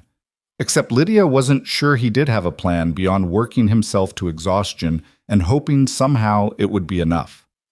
Saturday dawned clear and bright, and Anna was awake before sunrise, asking if it was time yet, if Cole would be here soon, if they could wait outside for him. Lydia had to physically restrain her from running into the street every time she heard hoofbeats. The day crawled by with agonizing slowness. Breakfast at 7, morning chores, dinner at noon, afternoon sewing while Anna fidgeted and asked every 10 minutes what time it was. Supper at 6, which Anna barely touched because she was too excited to eat.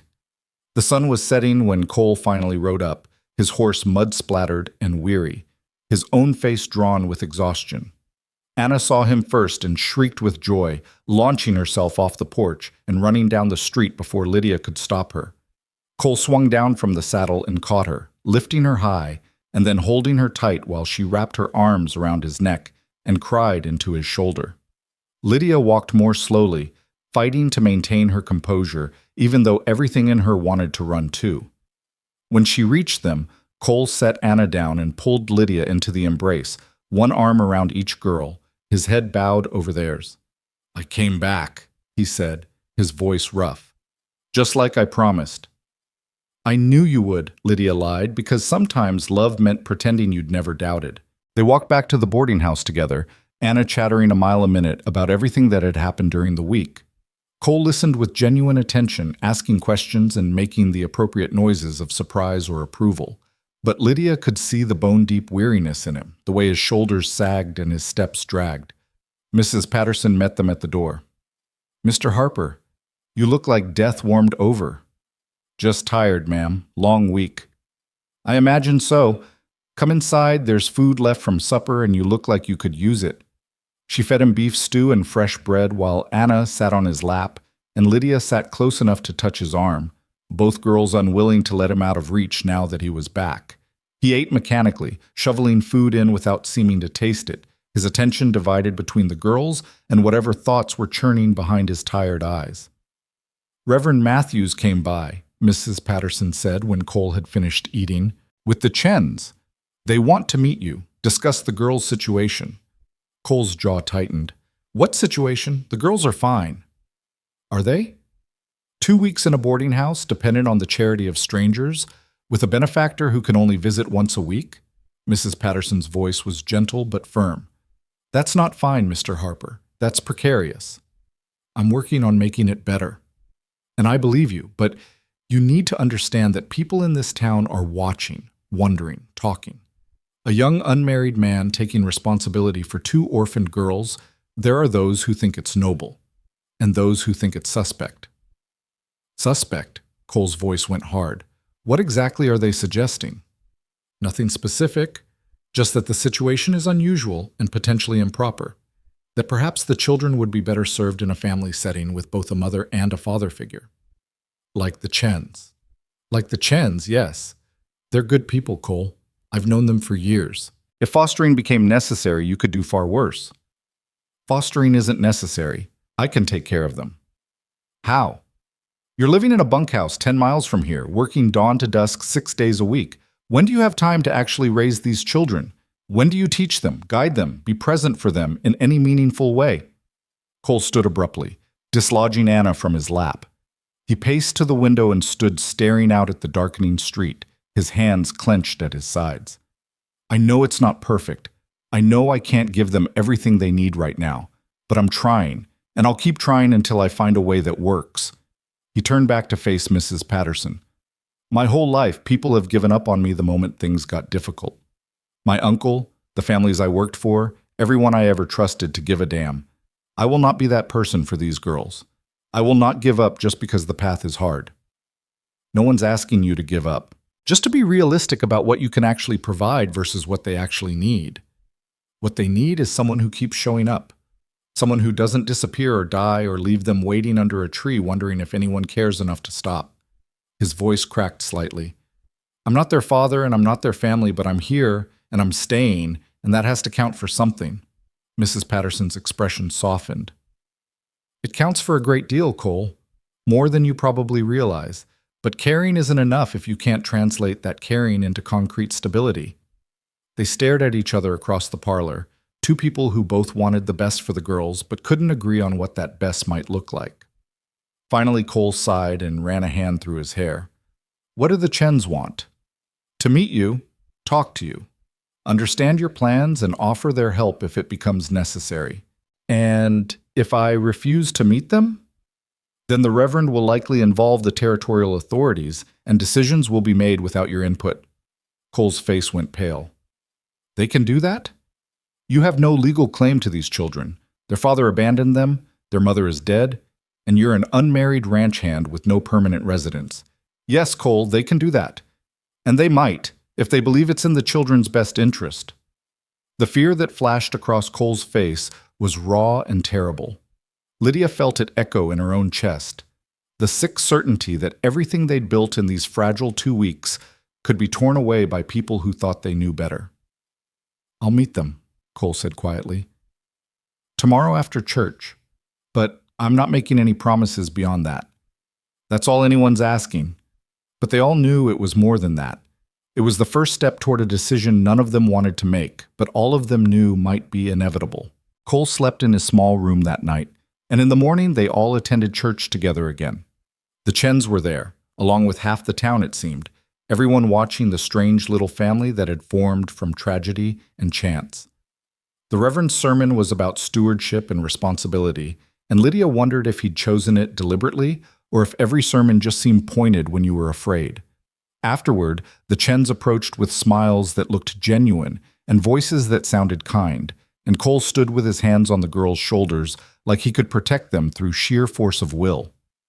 "Mr. Harper, it's good to finally meet you," Robert Chen said, extending his hand. "We've heard a great deal about what you've done for these children." Cole shook his hand warily. "Just doing what anyone should have done." "But most wouldn't have," Sarah Chen said warmly. "That makes you remarkable, whether you see it that way or not." They talked for a few minutes on the church steps, polite small talk that danced around the real reason for the meeting. Finally, Robert Chen suggested they continue the conversation over dinner at the Chen home, and Cole agreed with obvious reluctance. The Chen house was small, but immaculate, a two-bedroom cottage on the edge of town with a garden in back that showed evidence of careful tending despite the drought. Inside it smelled of ginger and soap, and the furniture was simple but well made. Sarah Chen had prepared a meal that was clearly meant to impress: roasted chicken, fresh vegetables from her garden, biscuits that were still warm from the oven. Anna's eyes went wide at the sight of so much food, and even Lydia felt her stomach rumble despite her nervousness. They ate at a table covered with a white cloth, using real china plates, instead of the mismatched crockery at the boarding house. Sarah kept the conversation light, asking Anna about her favorite games and Lydia about what she liked to read. Robert Chen talked to Cole about ranch work, showing genuine interest in the details of breaking horses and mending fence. But when the meal was finished and the dishes cleared, the real conversation began. "We asked you here because we want to help," Sarah Chen said, settling into her chair with her hands folded in her lap. "Not to judge or interfere, but to offer genuine assistance to a difficult situation." "What kind of assistance?" Cole asked, his voice guarded. "Whatever you need. If it's financial help to keep the girls in the boarding house longer, we can contribute. If it's someone to watch them during the week while you're at the ranch, I'm home most days. If it's advice or guidance on raising children, we have experience with that." She paused. "Or if the situation becomes too difficult to maintain, we can provide fostering until you're more established." "Fostering with the understanding that they'd return to you eventually," Robert Chen added quickly. "Not adoption, not permanent separation, just temporary stability while you build the foundation you need to care for them properly." Cole was quiet for a long moment, his gaze moving from the Chens to the girls and back again. "Why would you do this? You don't know us. These aren't your children to worry about." "No, they're not. But we've fostered 4 children over the years, and every one of them needed someone to step up when their own families couldn't. Some returned to their parents when circumstances improved. Others we helped place with relatives or adoptive families. One stayed with us until she was old enough to marry, and we gave her away at her wedding like she was our own daughter." Sarah's eyes grew distant with memory.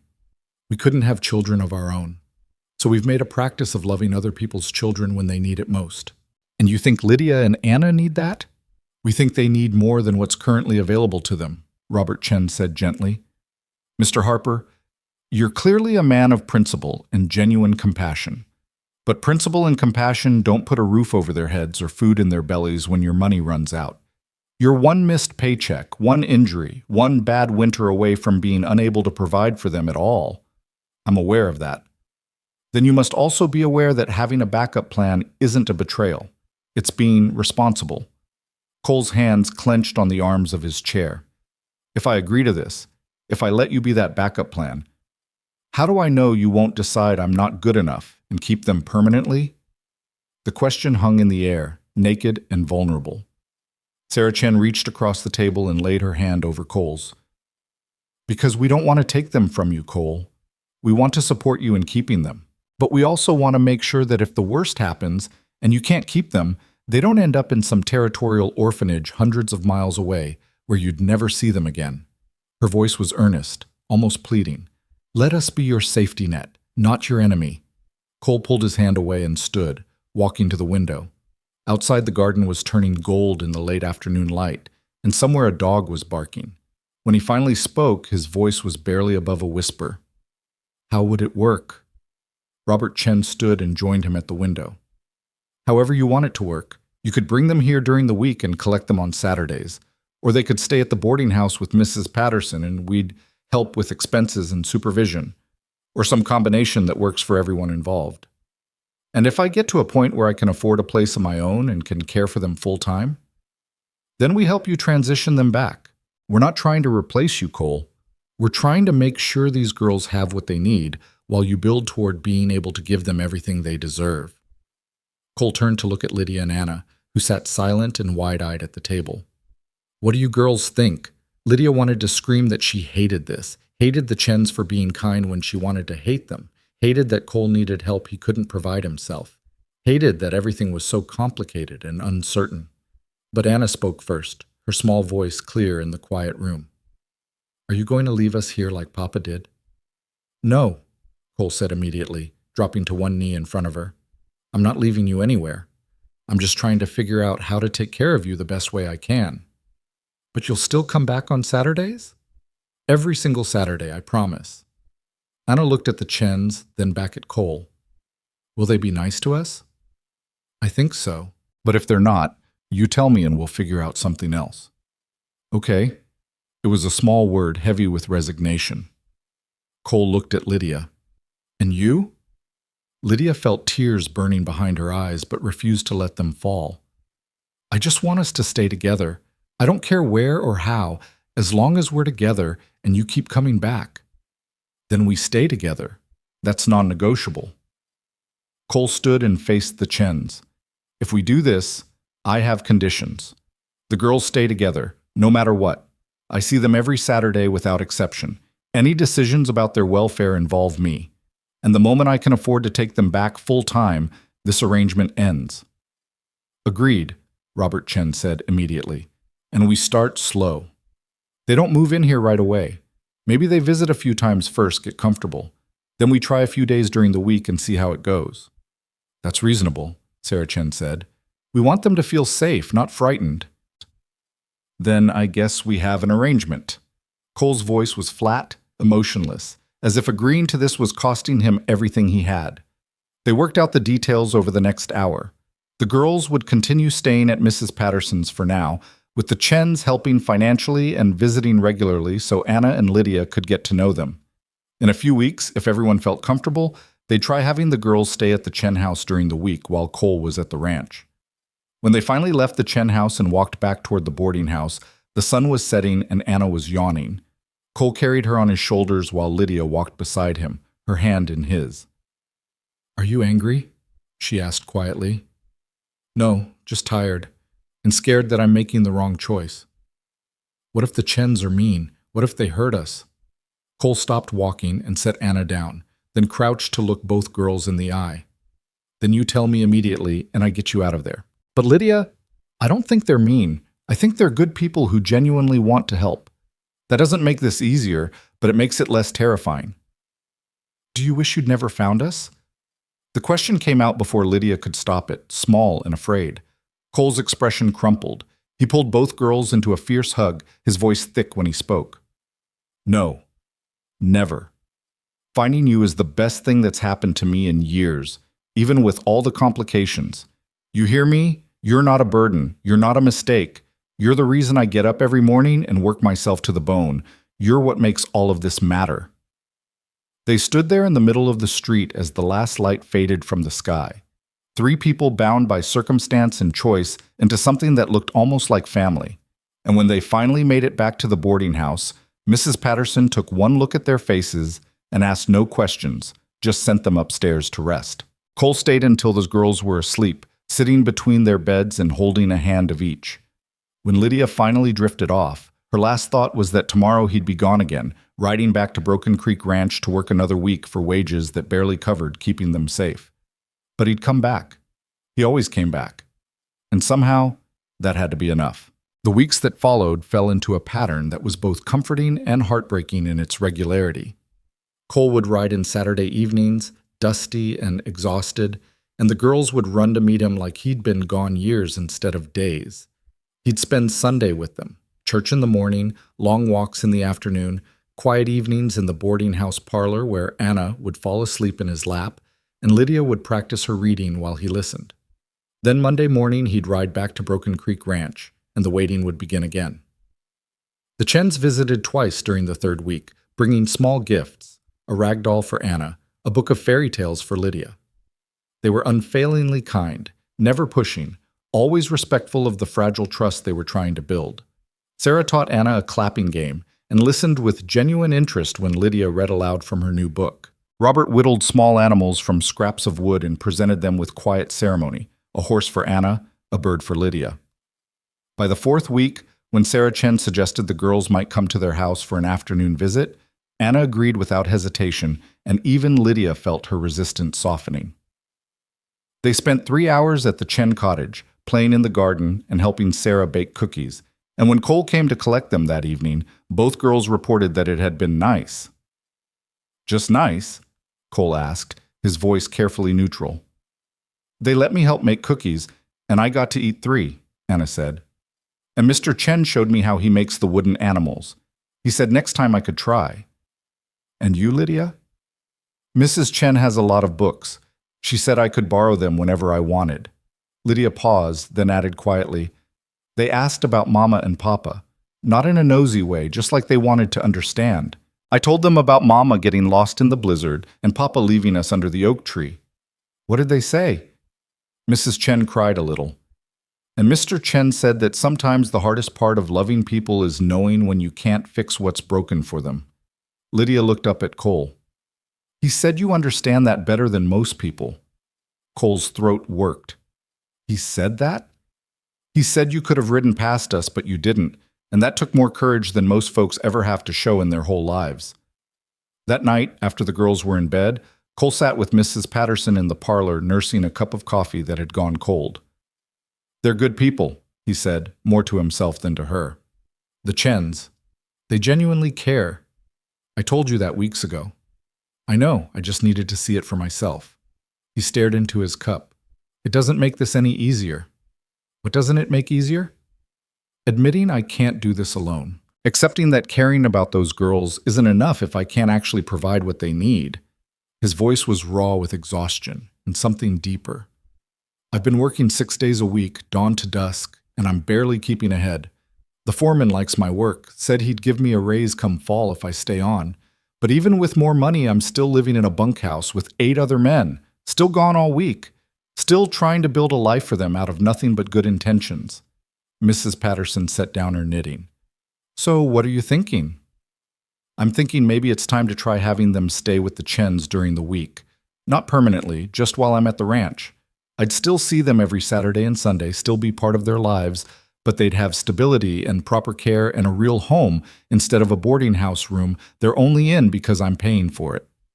"That sounds like a reasonable plan. It sounds like failure." "It sounds like love, Cole. Love that puts their needs ahead of your pride." Mrs. Patterson's voice was gentle, but firm.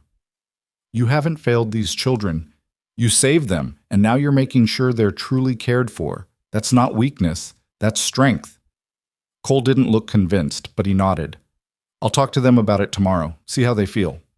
The conversation with the girls went better than he'd expected and worse than he'd hoped.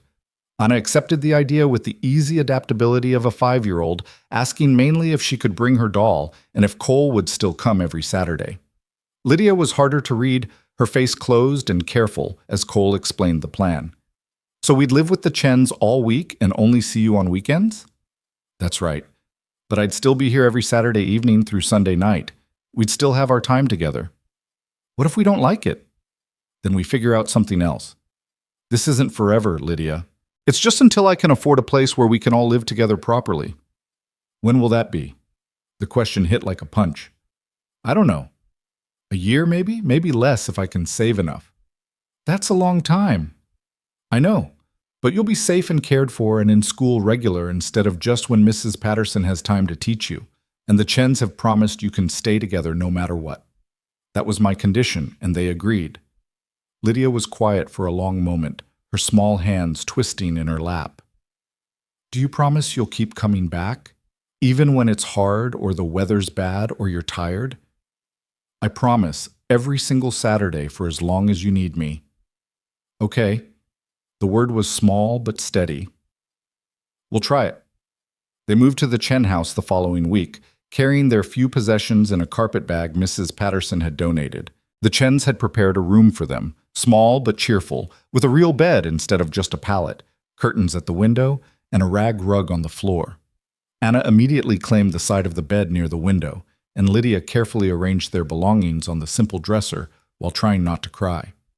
Cole stayed for dinner that first night, drawing out the goodbye as long as possible. He checked their room 3 times to make sure they had everything they needed, gave Sarah Chen a list of Anna's favorite foods and Lydia's bedtime routine, and made Robert Chen promise to send word immediately if anything went wrong. When it was finally time to leave, he knelt down and pulled both girls into his arms. "Remember what I said.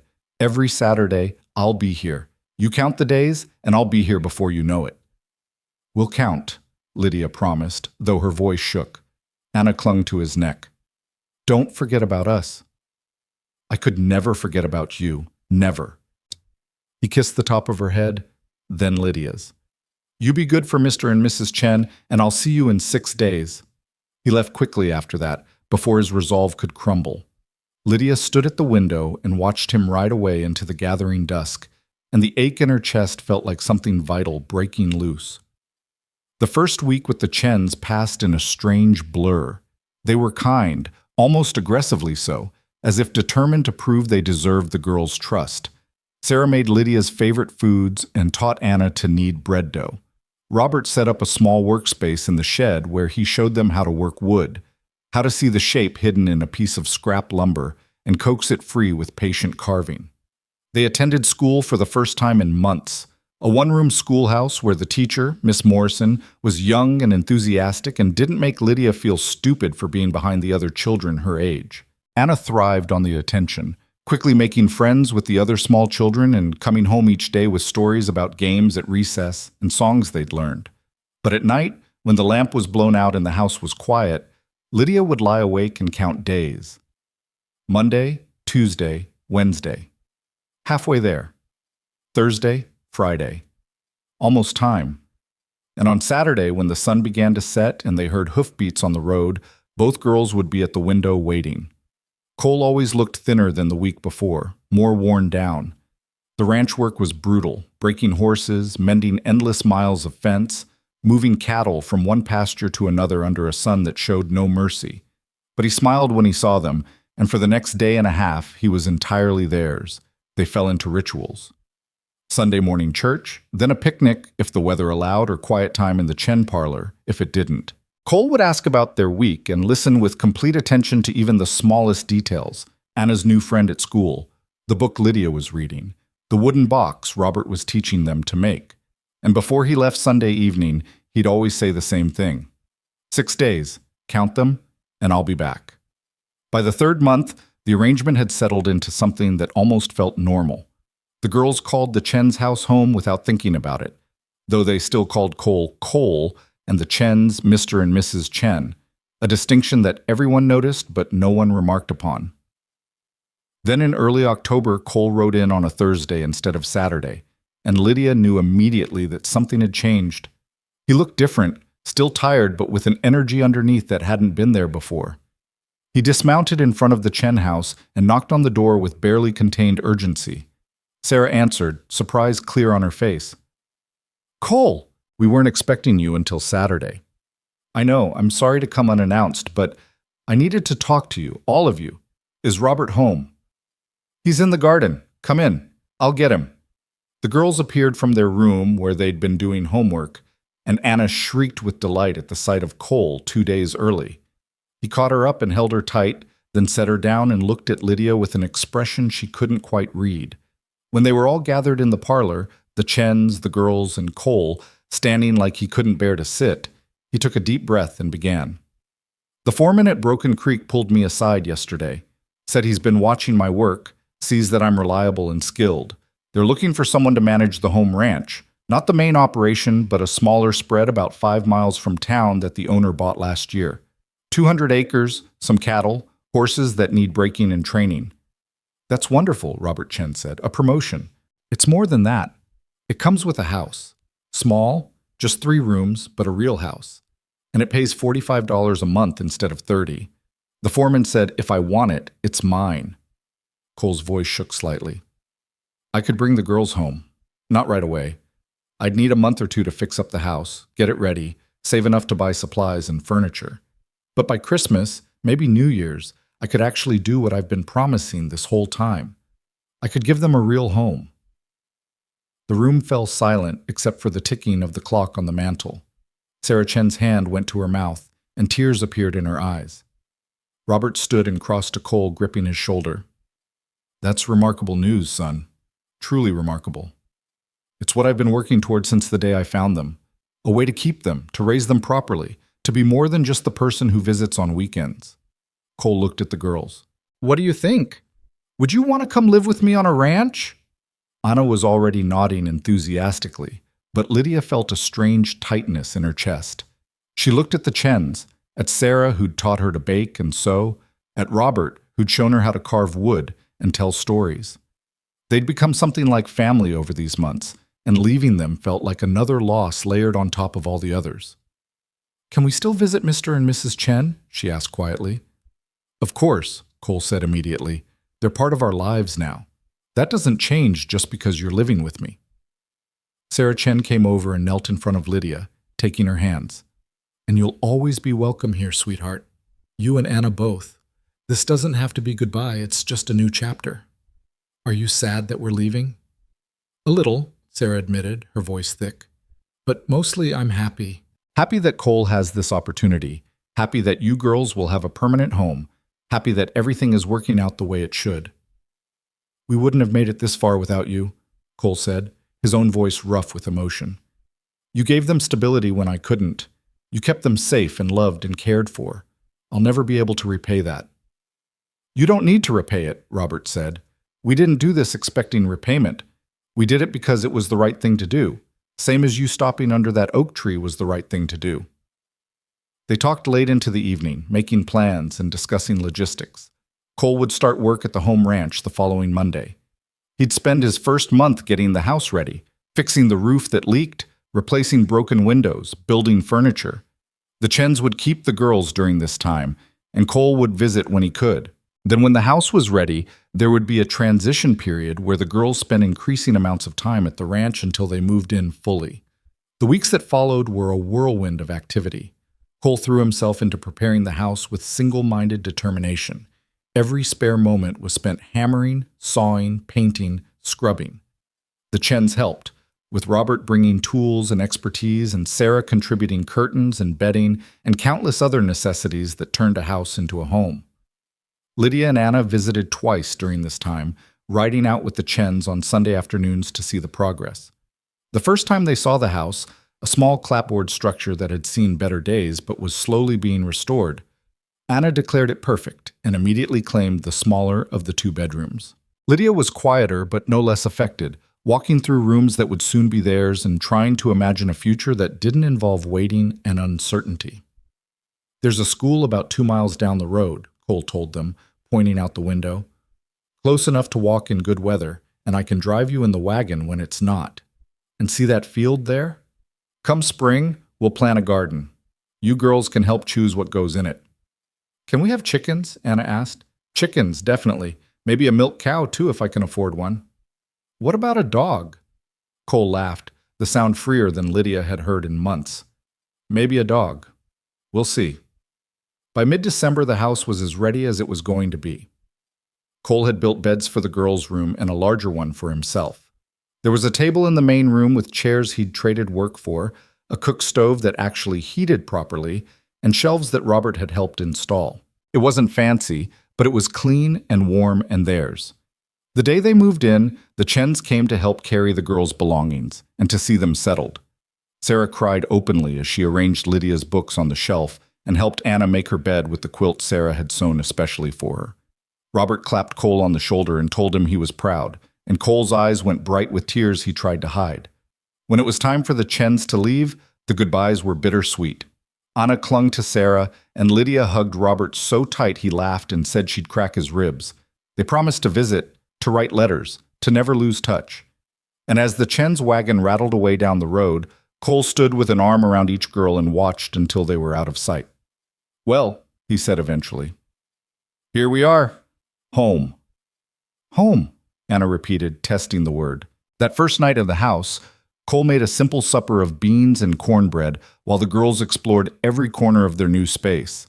They ate by lamplight at their own table, and afterward Cole read to them from Lydia's fairy tale book until Anna fell asleep on his lap. He carried her to bed and tucked her in, then came back to find Lydia still sitting at the table, her expression thoughtful.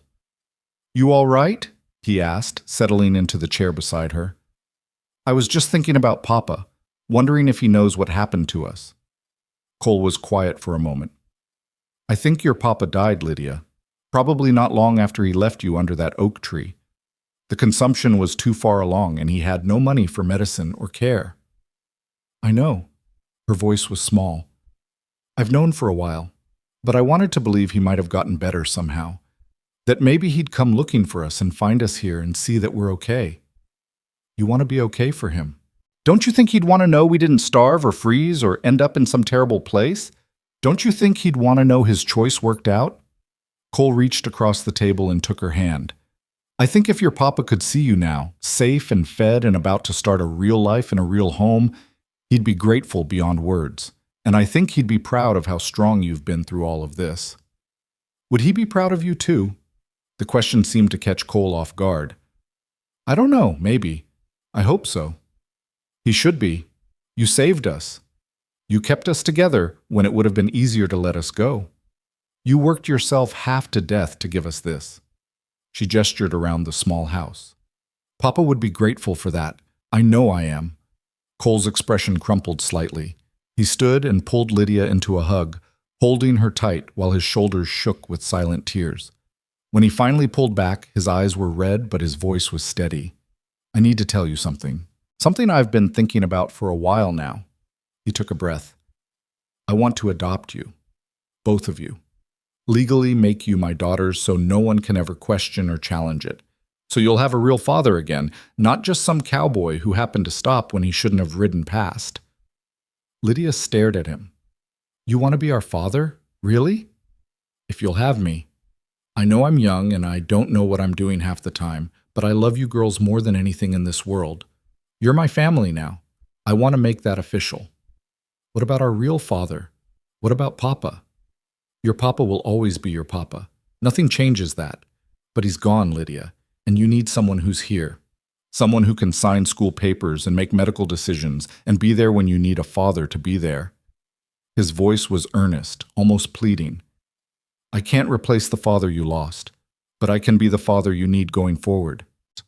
Lydia thought about Papa, his gentle hands and tired eyes and the terrible choice he'd made out of love. She thought about the months since the oak tree, the fear and uncertainty and slow building of something new. She thought about Cole riding in every Saturday without fail, about his promises kept and his stubborn refusal to give up. "Anna and I talked about it once," she said quietly, "about what we'd call you if you became our real father. She said we should call you Papa, like we called our first father. But I think—" She paused, searching for the right words. "I think you should be something different, something that's just yours." "What do you want to call me?" "Could we call you Dad? Papa was our first father and we'll always remember him, but you're our second father, the one who chose us. So maybe you should be Dad instead." Cole pulled her close again, and this time, when his shoulders shook, she could hear him crying. "Dad. Yeah, I'd like that very much." The adoption process took 3 months of paperwork and legal proceedings and testimony from half the town about Cole's character and fitness as a guardian.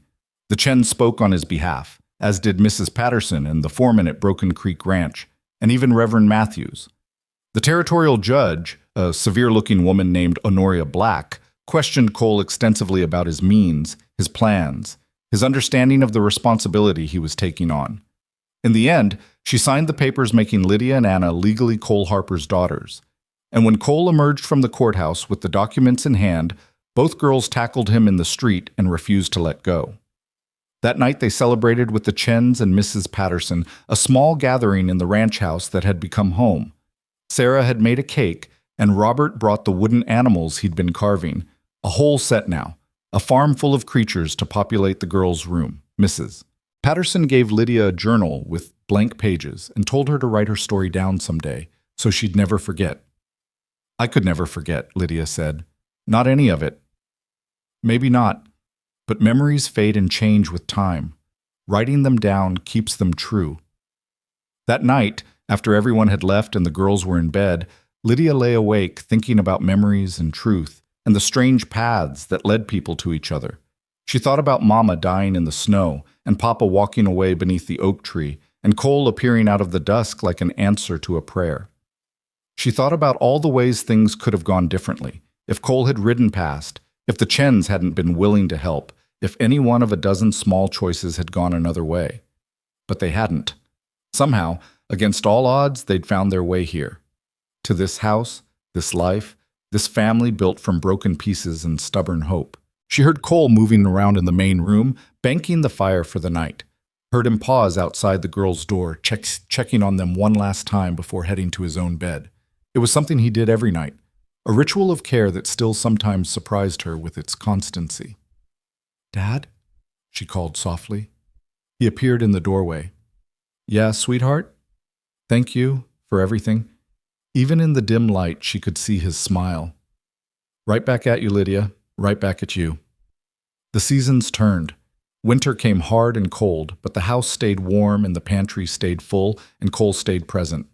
He taught the girls to ride, to handle the chickens they'd acquired, to recognize weather patterns and animal tracks, and the subtle signs that spoke of the prairie's moods. Anna thrived on ranch life, running wild in the fields and coming home muddy and laughing. Lydia grew quieter but deeper, spending long hours reading and helping Cole with the accounts, and learning to see the world with eyes that understood both its cruelty and its occasional grace. Spring brought new calves and the garden Cole had promised, and the girls planted seeds with hands that had learned to be gentle and patient. Summer brought long days and the satisfaction of watching things grow that they had tended. Fall brought harvest, and the anniversary of the day Cole had found them, and he marked it quietly by riding out to the oak tree alone and standing there for an hour, remembering. When he came home that evening, Lydia asked where he'd been. "Just paying respects," he said. "To the man who loved you enough to let you go, and to whatever Providence brought me down that road at exactly the right moment." "Do you believe in Providence?" "I didn't used to, but I do now." A year after the adoption was finalized, a letter arrived addressed to Cole Harper in careful, formal script. It was from a territorial clerk in Omaha, informing him that a man named Elias Walker had died in the charity hospital there 14 months prior. The hospital had found a letter in his belongings with Cole's name and location, along with a request that his daughters be told of his death. The clerk had enclosed the letter Elias had written. Cole read it first, his face going tight with emotion, then handed it to Lydia. "My dear girls, if you are reading this, then I have passed from this world and you have somehow found a way to survive without me. I pray you are safe. I pray you are loved. I pray that someone good stopped beneath that oak tree and gave you the chance I could not. I want you to know I thought of you every day after I left. I made it to Omaha and found work for a time, but the sickness took hold and I could not fight it. I have spent my last days in this hospital writing letters I will never send, imagining futures for you that I will never see. If you are with the man named Cole Harper, who the nurse told me claimed you, please tell him he has my eternal gratitude. Tell him to be the father I could not be. Tell him I died grateful that you were not alone. And to you, my Lydia and my Anna, forgive me. Forgive me for leaving you, for not being strong enough to find another way, for choosing what I believed was mercy, but what must have felt like abandonment. You deserve better than I could give. I hope you have found it. I love you both more than words can express. I will love you until my last breath and beyond. Your father, Elias Walker." Lydia read the letter 3 times, tears streaming down her face. When she finally looked up, Cole was watching her with an expression of such tender understanding it made her chest ache. "He was in Omaha," she said. "All that time he was trying to work, trying to survive. He didn't just walk away and forget about us." "No, he never forgot." Cole's voice was gentle. "And he died knowing you'd been found. The nurse wouldn't have told him about me unless she knew for certain you were safe. So his last days, he had that comfort, at least." "Should we tell Anna?" "When she's older, maybe. For now, let her remember him the way she does. as Papa, who had to go away but loved her. The details can wait until she's ready for them. They buried the letter in a small metal box beneath the oak tree in their yard, along with the original letter Elias had written the day he left them, a marker of where they'd come from and all that had brought them to this place. And that evening, when Anna asked why Lydia looked sad, Lydia told her they'd gotten word that Papa had died, but that he'd loved them very much. Anna cried for a while, then asked if Papa knew about Dad and the ranch house and the chickens. "I think so," Lydia said. "I think somehow he knew we ended up exactly where we were supposed to be." 5 years later, on a summer evening when Lydia was 12 and Anna was 10, they sat on the porch watching Cole teach a young horse to accept a saddle. He moved with the patience that had become his trademark, never forcing, always waiting for the horse to come to understanding in its own time. "You think Dad ever regrets it?" Anna asked, her legs swinging from the porch rail. "Taking us on? Having to raise 2 girls instead of just working and saving for his own spread?" Lydia thought about all the sacrifices she'd watched Cole make over the years. The opportunities he'd turned down because they would have meant moving away or working longer hours. The money he'd spent on their schooling and clothes and medicine when they were sick. The social complications of being a young single man raising daughters in a society that didn't quite know what to make of that arrangement. But she also thought about the way he smiled when they met him at the door after school. The pride in his voice when Lydia won the spelling bee, or Anna mastered a difficult piece on the piano Mrs. Chen had taught her to play. The quiet contentment that had settled over him in the years since they'd become a family. "No," she said with certainty. "I don't think he regrets it for a second." "Me neither." Anna was quiet for a moment. "Do you think Papa would be proud of us, of how we turned out?" Lydia looked at her sister, golden-haired and confident, growing into someone remarkable. Then she looked at Cole in the corral, patient and steady and utterly devoted to the family he'd built from the ruins of their old life. "I think Papa would be grateful," she said finally. "Grateful that his impossible choice led to this. That we didn't just survive, we thrived. That we found someone who chose us and kept choosing us every single day." She paused, watching Cole finally slip the saddle onto the horse's back, rewarding the animal's trust with gentle praise. "I think Papa would look at all this and know his last act of love wasn't abandonment. It was the most painful gift a father could give, the chance for his daughters to find the life he couldn't provide." Anna slipped her hand into Lydia's. "We were lucky, weren't we, that Cole was the one who stopped?" "Yeah, we were lucky." But Lydia knew it was more than luck. It was choice layered on choice. Her father's terrible decision beneath the oak tree, Cole's split-second choice to stop when he could have ridden past, the Chen's choice to help strangers, her own choice to trust when trust had already been broken. All of it coming together to build something that looked, from the outside, remarkably like Providence, but was really just people trying their best to do right in a world that didn't make it easy. Cole finished with the horse and headed toward the house, dusty and tired but smiling when he saw them on the porch. He climbed the steps and dropped into the chair between them, pulling off his hat and running a hand through sweat-dampened hair. "That horse is going to be something special once he settles," he said. "Smart as they come." "Like his trainer," Lydia said. Cole laughed and pulled her close for a one-armed hug. "His trainer is making it up as he goes, same as always." "Seems to be working out all right," Anna observed. "Yeah." Cole looked out over the land he managed, the house he'd built into a home, the family he'd created through sheer, stubborn will. "Yeah, I guess it is working out all right." That night, after the girls were in bed and the house was quiet, Cole sat alone on the porch and thought about the oak tree and the impossible choice that had brought them all together. He thought about Elias Walker, dying in a charity hospital, knowing his daughters were safe. He thought about the road he'd been riding down that day, heading toward a job in Wyoming that he'd never taken, toward a future that had been completely rewritten in the moment he'd stopped beneath a tree. He didn't believe in fate or destiny or any grand design. He believed in people making choices and living with the consequences, and sometimes, if they were very fortunate, finding grace in the unexpected places. He believed in showing up and keeping promises and loving people even when, especially when, it was hard. And he believed that 2 little girls left beneath an oak tree had saved him every bit as much as he'd saved them.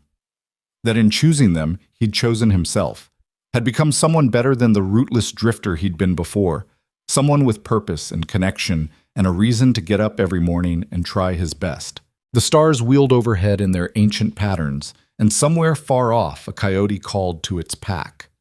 Cole sat in the darkness of his porch and counted his blessings one by one, and when he finally went inside to sleep, it was with the bone-deep contentment of a man who knew exactly where he belonged. In the room down the hall, Lydia lay awake and wrote in her journal by the light of a single candle, trying to capture in words what it meant to be loved and chosen and given a second chance at family. And in the bed beside hers, Anna slept peacefully, dreaming of horses and gardens and a father who always came back, just like he promised. Outside, the wind moved through the grass with a sound like breathing, and the night settled soft over the ranch that had become their refuge and their home. And if somewhere beyond the veil of stars, Elias Walker watched over his daughters and felt at peace knowing they'd found their way to safety, no one would ever know for certain. But in the morning, when the sun rose and Cole woke his girls for breakfast, and they gathered around their table as they did every day, the love in that small house was real and solid and enough to build a life on. More than enough, everything they needed, and that, in the end, was all that mattered.